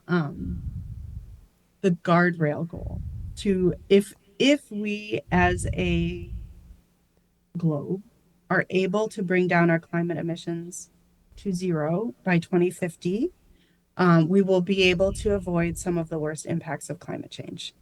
So it's less of a political number and more of a sort of scientific number based on, what are the sort of climate effects of greenhouse gas concentrations in the atmosphere, and what's it going to take to bring down those emissions to a point where we don't just totally get into big trouble. It is also Washington State's goal. So but it's also Washington State's goal. Yeah, so it's part of Yes. what the climate elements are doing, and that the state is asking communities to do is to help them on their way to meet those goals. So there's a certain amount of actions that the state can do, but in order to get there fully, communities also have to be a part of that. And so that's the piece. Great. Thanks, Katie.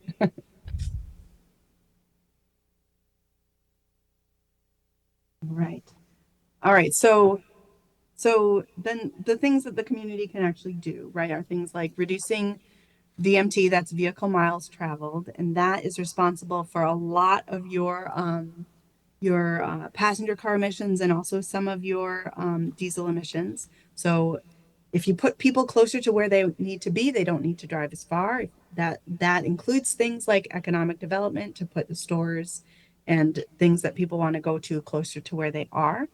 And also it's just smart planning for your roads and where people live. The other one is switch residential heat to electric. Heat pumps are way more efficient than gas furnaces, so it's sort of a twofer. You use less energy, and you use energy that's getting cleaner every year.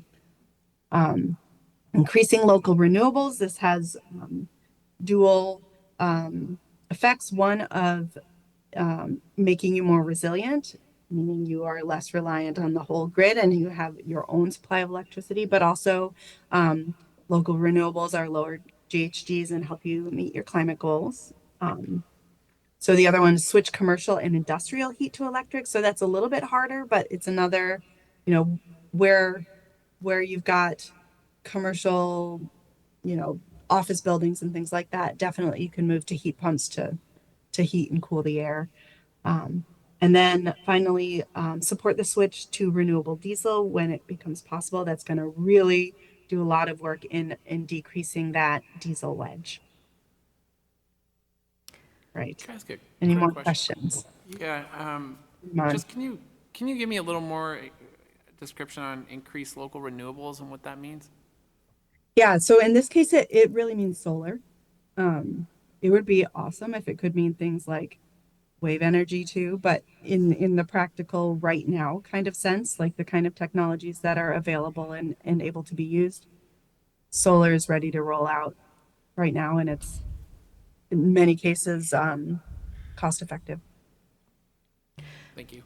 And this slide is also a bit of a preview for where we're headed to the next meeting. So these are sort of, we wanted to highlight, it's not everything that could be done, but it's some of the key areas.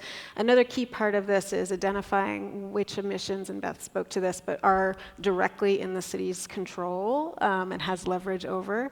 As John pointed out earlier, there's not much that the city can do with area emissions. We can support and engage with WashDOT to make sure there are not conflicts or challenges around their electrification plans, but in general, those aren't emissions that the city has leverage over. But these are within the city's sort of ability to have some leverage. So there's a bit of a preview of where we're headed next, but there's still a lot of choices within that goals and policies discussion, and we're looking forward to talking with you about whether we're heading in the right direction or how we can refine on that list.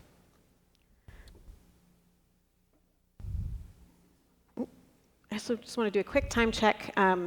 We have another portion of the conversation to come, and it's 7:40. We can move efficiently through that, but if there's still a lot of questions on the greenhouse gas stuff, I want to make sure you have your time to ask tonight. So yeah, just want to do a quick time check on folks. Yeah, we're not hesitant around here to ask questions, I think. So we're asking them as we go, and I think we're fine. Okay. Are there any further questions before? This is the point at which we would transition back to or over to resilience. So any other questions on greenhouse gas inventory or what Beth just presented? Okay, I'm seeing head shakes. I think, Beth, you're able to hang out for a bit too. So, so if there are questions that come up later, are you still around or do you need to sign off?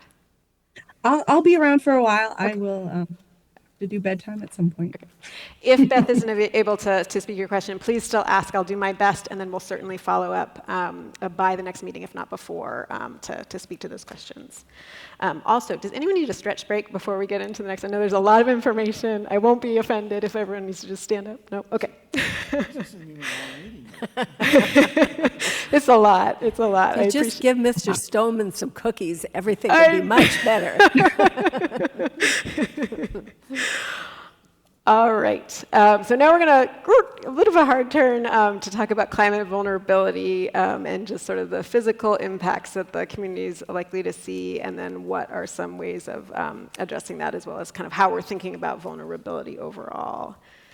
I'm not going to speak too much again, but I just want to open this with a reminder that a lot of the pieces, including their greenhouse gas inventory, I mean, you all have the packets and the full reports, so still what's on the line is a summary, but there's still a lot of great information available online, also saying that for the benefit of the public attending tonight or online, that there's that tool is still up on the city's website and lots of information there to be able to check out if there are questions.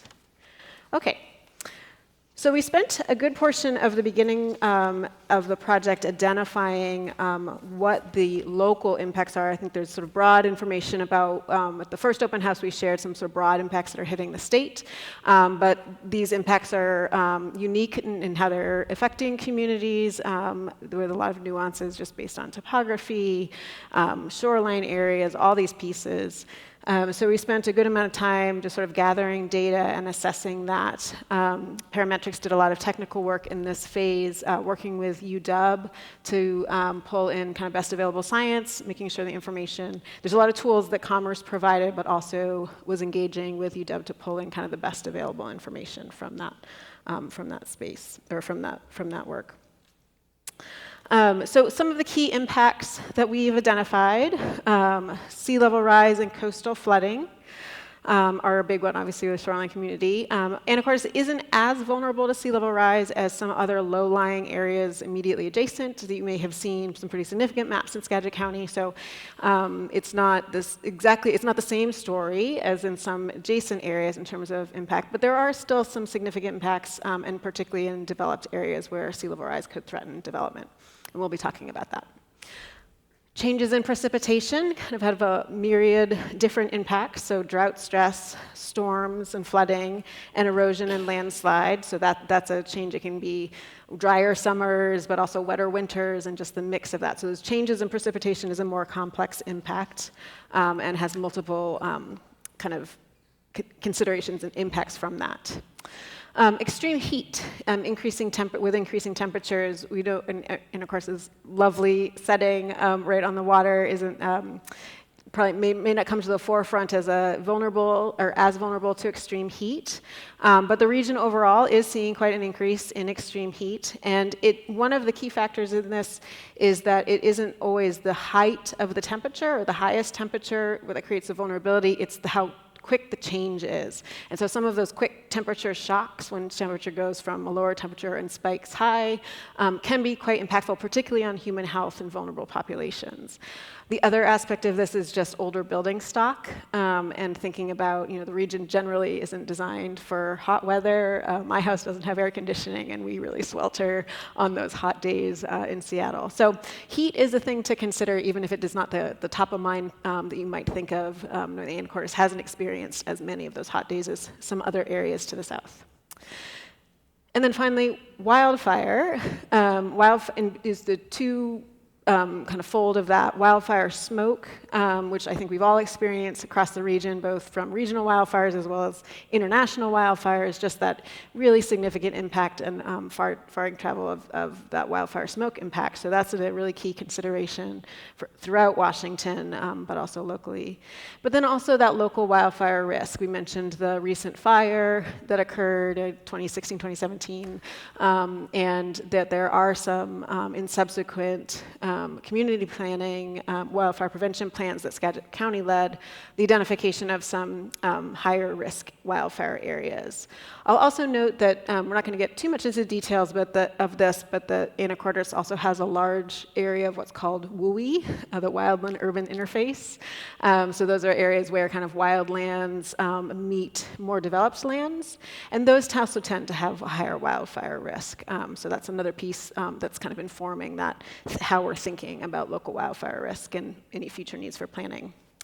Because I'm summarizing tonight, I do just want to note that if you have real questions around like what the actual changes are, there's a really good chart in the climate vulnerability report on page 3-3, and it really breaks it down by 2050, what are the changes you're seeing, and then by end of century, kind of what are the changes are. So I'm not going to get into that level of detail tonight, but you have that information, and if you have questions or follow-ups, we'd be happy to address those at the next meeting or in between.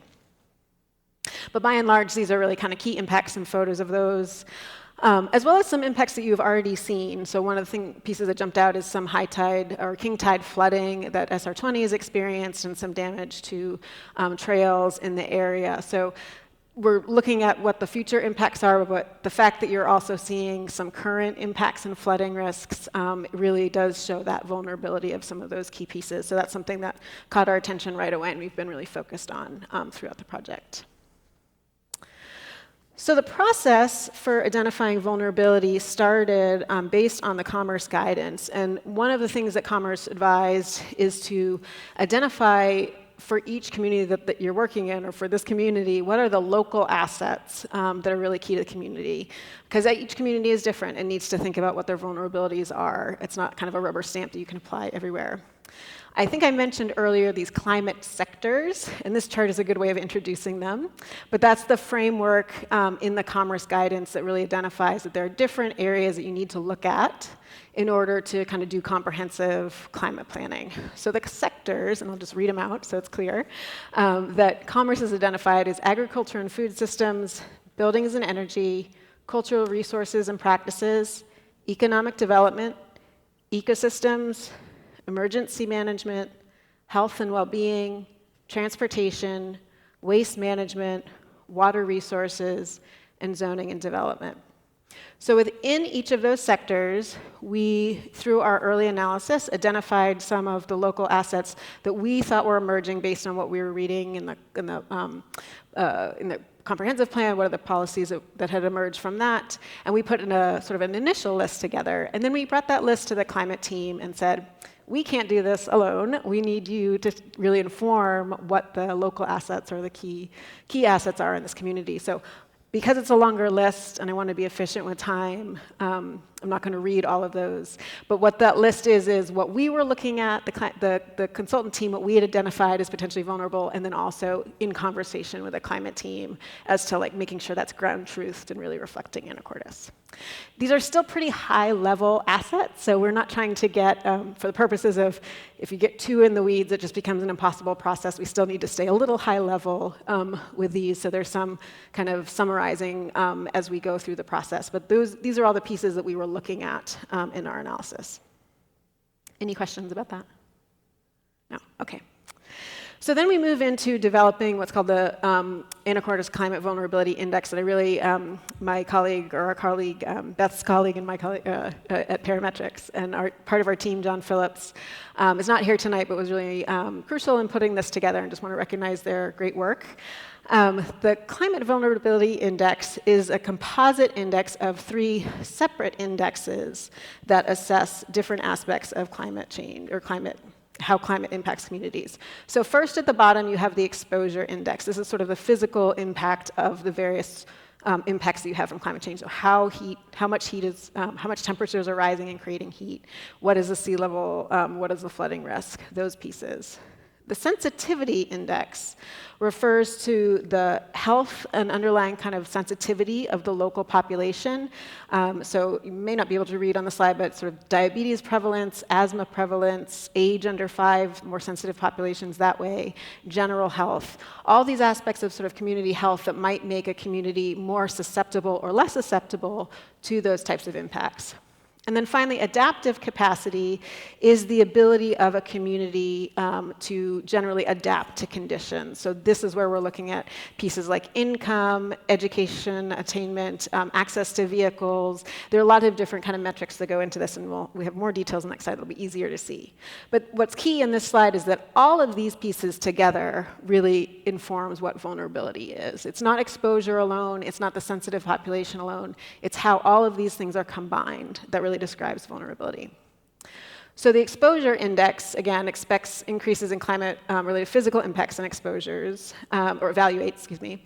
And so looking at heat, precipitation, drought, wildfire, land cover as a way of kind of shade, providing shade, what that land cover is, air quality, and sea level rise. Those are the pieces that went into that.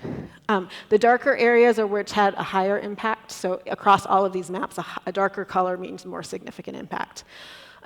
They're broken out by census tract information, or census block group, probably, actually, at that scale. Anyway, they're broken out, and that's written out in the report. I did check, because of the earlier question, what the date was, and I don't think we have the actual date, but it is pulling from American Community Survey data from the census, as well as we get into and for this slide, for exposure, this is pulling from UW information, and all of that is sourced in your climate vulnerability report packet. Question. Yeah. So you talked about census block groups. are, That's what the individual areas there are on the map. So it's broken down to a certain scale. And so because of that, there's going to be kind of some abrupt changes in color in areas that are adjacent to it. And that's something of a measure of just how the data is analyzed. So all of those places, all of those areas get combined together and then get a score. So which is creating kind of a matrix effect on the map. Obviously, the way communities work, it's not always in that fashion, but that's the way the analysis is structured. okay, so that map shows the census block groups. Yes. That are mentioned several places. You talked about, or Parametrics talks about some kind of, I don't know if it's a form or a spreadsheet or something, that gives a ranking based on these census block groups. My question is, did the city purchase that? This will be provided and transferred over to the city at the end. So yeah, this information is getting transferred. Right now it's hosted by Parametrics, but yeah, we'll be transferred back to the city at the end of the project. Okay. Yeah. So then that becomes a useful tool for the Yes. city into the future. Yes. Great.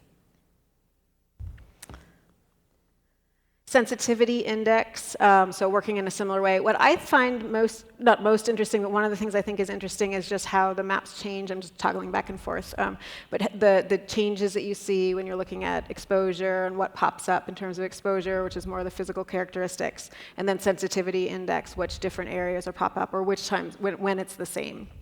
So sensitivity index, as a reminder, just evaluates factors that may increase an individual or community's vulnerability to negative health effects from those climate hazards. So older adults, very young children, mental health distress was incorporated in this, frequent physical health distress, heart disease, asthma, diabetes. The selection of these pieces is, again, a bit of a broken record here, but again, coming from Commerce Guidance and really pulled from the state put together what's called the Washington State Health Disparities Map, which at the state level identifies kind of these different health disparities across communities. So that's one of the key pieces of data that Parametrics source for this, yeah. I don't think she can hear you.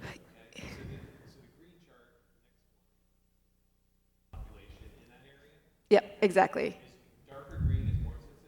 Darker green is more sensitive, yeah. And the earlier one is also kind of what is there, so number of buildings. So one of the pieces that went into this is the number of buildings that might be impacted. Physical characteristics, yeah, so both the landscape physical characteristics, but also structures and development.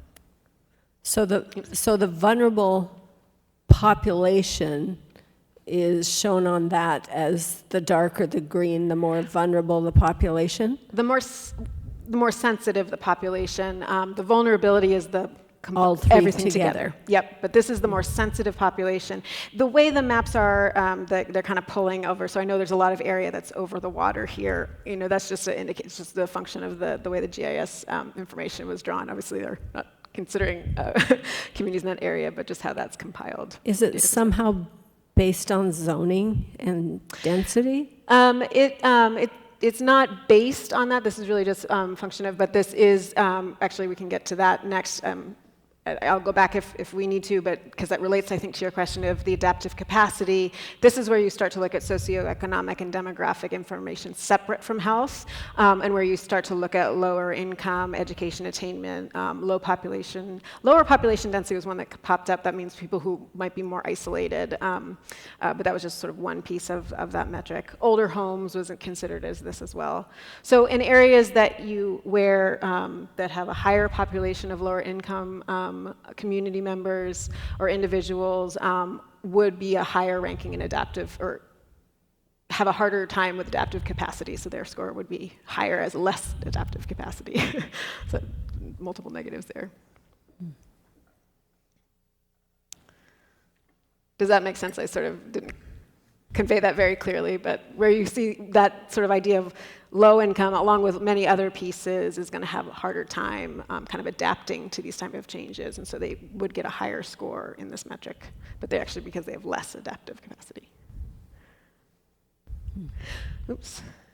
So this is the slide that brings it all together. So it considers both the physical exposure, both the sensitivity of the local population and that adaptive capacity. You really do identify some areas of hotspots that are more vulnerable within the Anacortes community.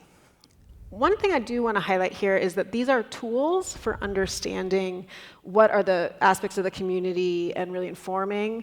One of the key pieces of feedback we heard from the climate team is that Anacortes is a relatively small community, and you really want citywide policies. You want to think about the community overall. We don't want to be so specific based on these maps. So we aren't looking to these maps to sort of target all these pieces and really hone in really specifically and do that. What they're feeding, though, us is information about the community areas that might be more vulnerable to consider to make sure that policies that are in place are responding to that.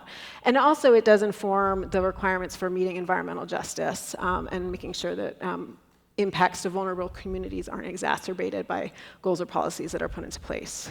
So do we know that, speaking of environmental justice, that population, people in those darker areas on the map, that we had input from them? We didn't track kind of where people lived, I don't believe, in terms of people that attended open houses, but in the climate, or on the climate team, we had representatives of folks that work with social services and community organizations. So that was the primary vehicle, and we were really working with them to ground truth and to tweak kind of these assessments. So there is some nuance in how the scoring is put into place, and we had some good conversations during the climate team about whether these really reflected generally the conditions on the ground in Anacortes, or if anything was surprising. I think generally we heard that what they were seeing in the maps reflected their understanding of the community from the folks we talked to, but we did do some tweaks to make sure that those were adjusted. So if you saw a similar map in October when we were first showing it, the numbers of these were just slightly different because we did make changes based on those conversations with the climate team to ground truth and reflect local conditions. Not significant, really. I think the shading is pretty similar, but the numbers themselves might have changed just slightly. Okay, thanks. So the next phase, after we have that kind of overall understanding of vulnerability through the index, is to look at vulnerability and risk assessment. And this is the phase at which we bring in the assets and really understand what the assets are and how that relates to the underlying risk. So this is an overall chart that really shows what the impact of each of the climate impacts are, looking at both the impact, then the probability that impact is going to happen, and the mitigation difficulty. How challenging is it to address these impacts and how they're impacting the local assets? So for temperature, I'll start with, so the overall risk score is high, moderate, or low. A key piece here is that all of these are increased risks over kind of current area, and also kind of with that lens of which are tied to being more challenging from a climate exacerbated risk. So low for landslides doesn't mean no or low risk for landslides. It's just a lower risk than what we're seeing overall based on the assets that it impacts. But that's a really key point. So low is not no risk. There's still risk for all of these, increased risk for all of these. But it is helpful to kind of understand which of the risks as you're looking at vulnerability, it can feel like you're sort of in the sea of what's the priority. So this helps a little bit kind of hone in on what are the more significant or more challenging areas. So the two that really rose to the top are temperature, increasing temperatures and vulnerability to extreme heat, and sea level rise. For temperature, it's a high impact, high probability that temperature is increasing. There's some ways to mitigate it through, increasing shade, building standards. There are some tools, but there can be challenging or expensive to implement. So that resulted in an overall high risk. For sea level rise, not as exposed to sea level rise, that's moderate here, not as exposed to some areas, but it's a high probability over time particularly, and the mitigation difficulty will be challenging. There's a lot of developed areas along shorelines, and there's a lot of vulnerability there. So overall high risk. The moderate risks that we found, extreme precipitation, so also higher impact, higher probability, but maybe some easier ways to mitigate the type of impacts that you're seeing. So that shifted down into that moderate category. Snowpack and water resources, moderate risk, both in terms of impact and probability.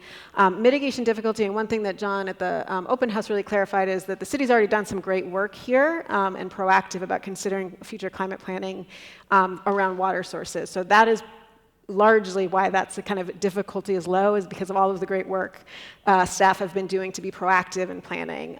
If there hadn't been that work, this might be a much higher risk, but there's been a lot of thinking around water resources and water planning. For wildfires, we saw moderate impact there for local wildfires. A low probability, though, so they're not very frequent. They're not happening all the time, but there is risk there, and important to kind of acknowledge that. And with that mitigation difficulty, some challenges in implementing. There are strategies through building materials, vegetation management, but again, more challenging to implement. So that's what shifted that to moderate. And then wildfire smoke, a high probability, more moderate impact, and mitigation difficulty. There are some tools to implement there. So, but overall, kind of moderate.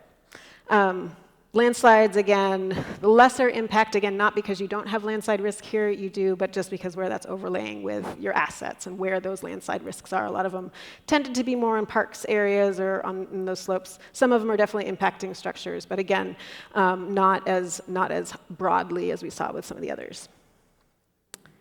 So I think the last slide, and then happy to discuss a little bit, is really just wanted to pull the thread, and these are from the text of the climate vulnerability report, some of the key asset vulnerabilities, more in narrative form, with the takeaways of that chart. So I talked about it early on, but that SR20 risk, the recent floods around the golf course during kin tides, and that being also the fact that it's a really key access route for commercial purposes, and also if there was ever an emergency, you are an island and only have limited choices for getting on and off. So all of those pieces together make that a really high vulnerability and deserving of some future planning and attention and coordination with WSDOT.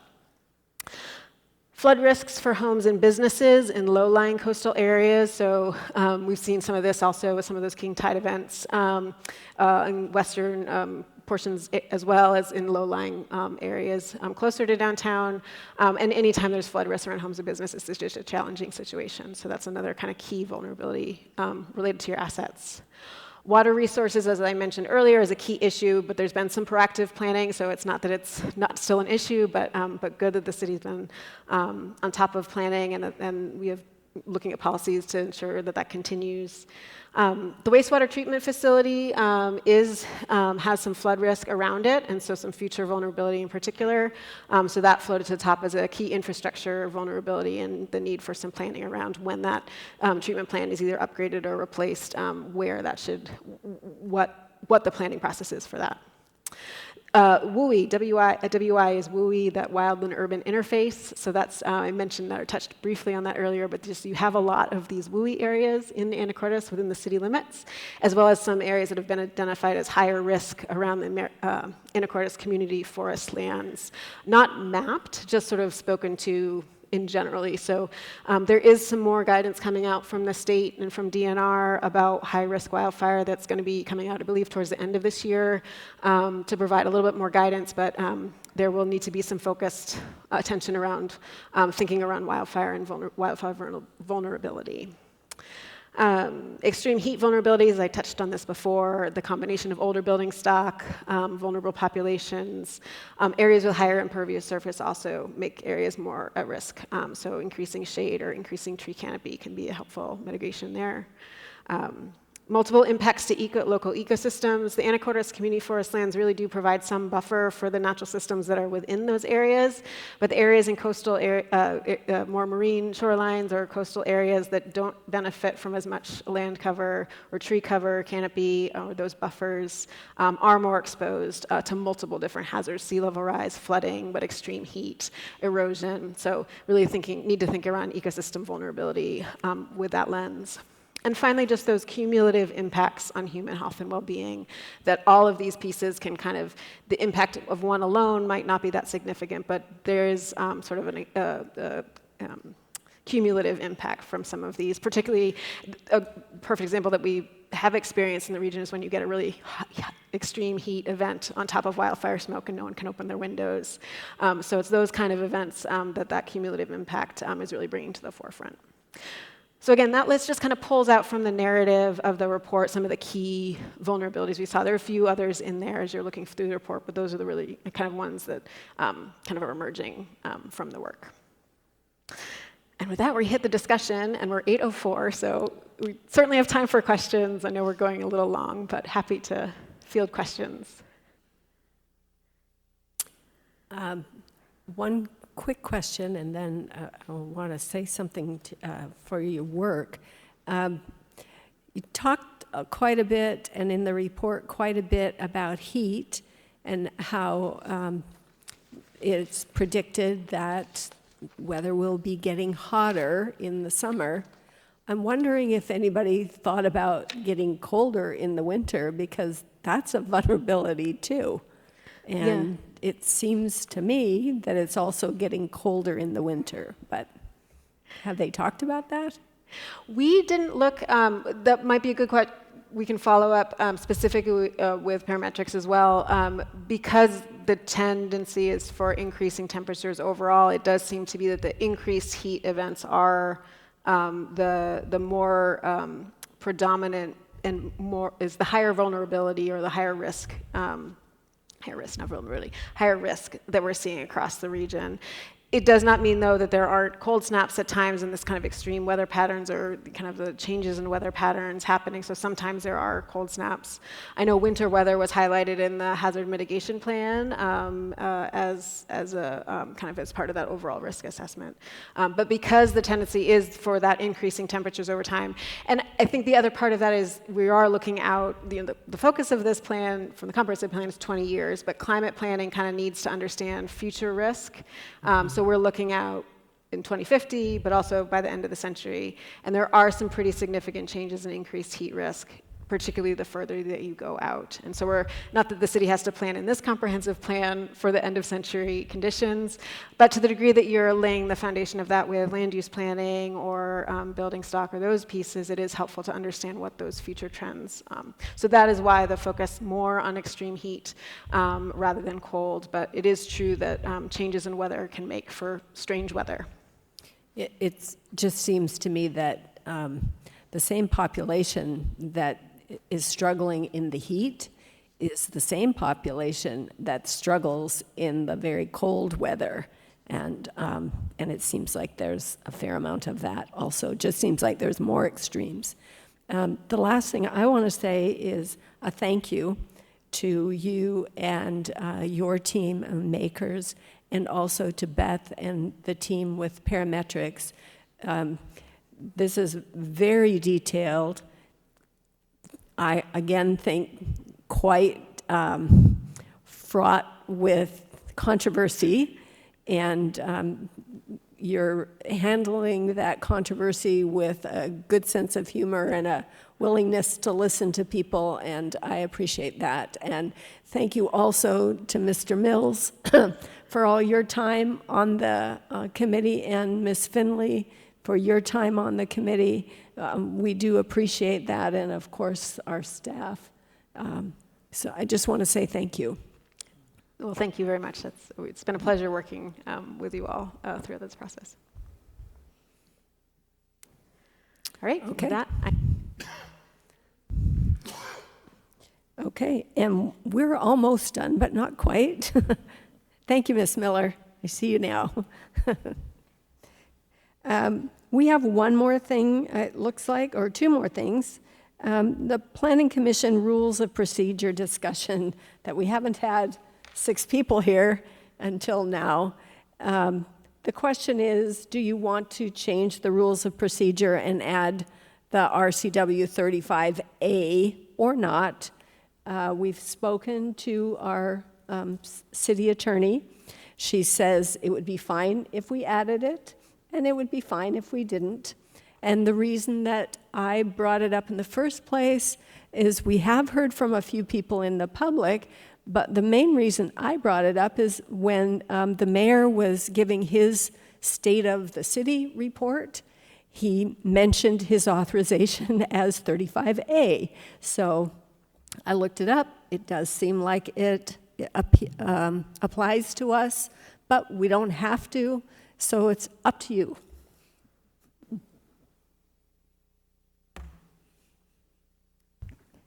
There we go. Go for it. Okay, Mr. Mills. Given the input that we received from the city attorney, and indirectly, I guess, from the mayor, I do not see any reason not to insert it, or add it, I should say. Okay, Mr. McCombs?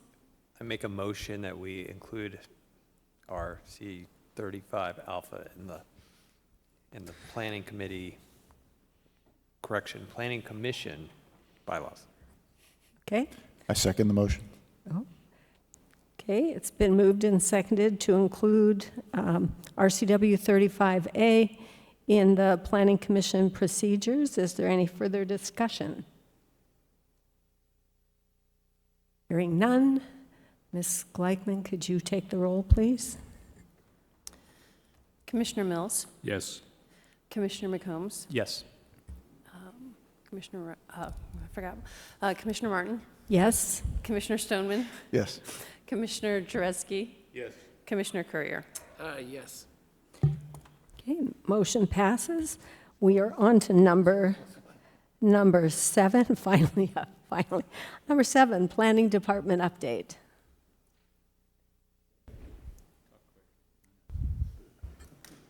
Good evening again, John Coleman, Director. So we don't have a lot to update. We did have a comprehensive plan open house last week, which time was a brief presentation, mostly climate focused. There was also several boards about different elements in the comp plan, and there was makers and parametrics were here to answer questions. And so, you know, the information that was provided, there was a small question and answer period after a roughly 20-minute presentation. That was kind of a light version of what you saw today. And we instructed people, you know, there's lots more information on the website, and we're going to be having a more comprehensive overview, but we wanted to give people a little background before we ask for their feedback on the boards.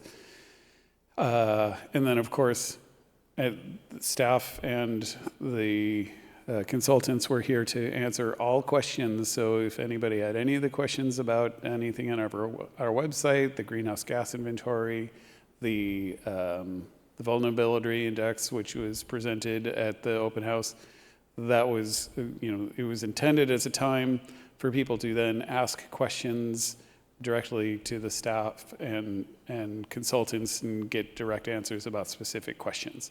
So that's largely what the open houses are for, is for people to really just engage with staff and consultants. That was the last of the open houses. But as we talked about at the beginning of this process, this meeting, we have 2 more meetings about climate goals and policies coming up, and that information will be up shortly. Staff did just receive today the draft goals, so we haven't had a chance yet to look them over and get them back, get them out for the Planning Commission review for next meeting. So we've got a couple of weeks before our next Planning Commission meeting. We'll get it up as soon as possible. And that's all the other planning updates I have. Are there any questions? Mr. Mills? Thank you. I've got some travel in my schedule in the next 2 to 3 months. Could we go through the schedule of what we think we know about the upcoming agendas, not in terms of comp plan updates, for instance, but there was a slide that was at the open house, and I almost pulled my phone out and took a picture of it because it was fairly detailed and included like the transportation section and everything. Yeah, in the open house materials, there is, and that's all available on the website too. Is it now? Yeah, everything that was presented is available, of course, at www.planacortes.org or www.planacortes.com. Yeah, I looked the next Or is it morning. I Gov? haven't looked since. It's com or .org. Either will work, planacortes.org or .com. But there is under the project documents on the website, there's a tentative planning commission schedule moving forward for the next couple of months. I should have had it in this packet. But I can also send that out to you. But it looks like pretty much every meeting through June is spoken for. So I think It we'll is be- in our packet, page Oh, it six, is? page 68. Oh, good. I'm glad. I did that. 68 of 77. 68.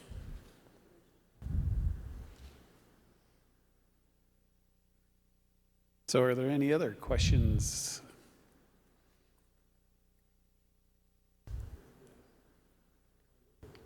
All right. Okay. Thank you very much. And there is no further discussion. I think I don't think we need a motion to adjourn, do we? Nah. I can just say we're adjourned. 8:17.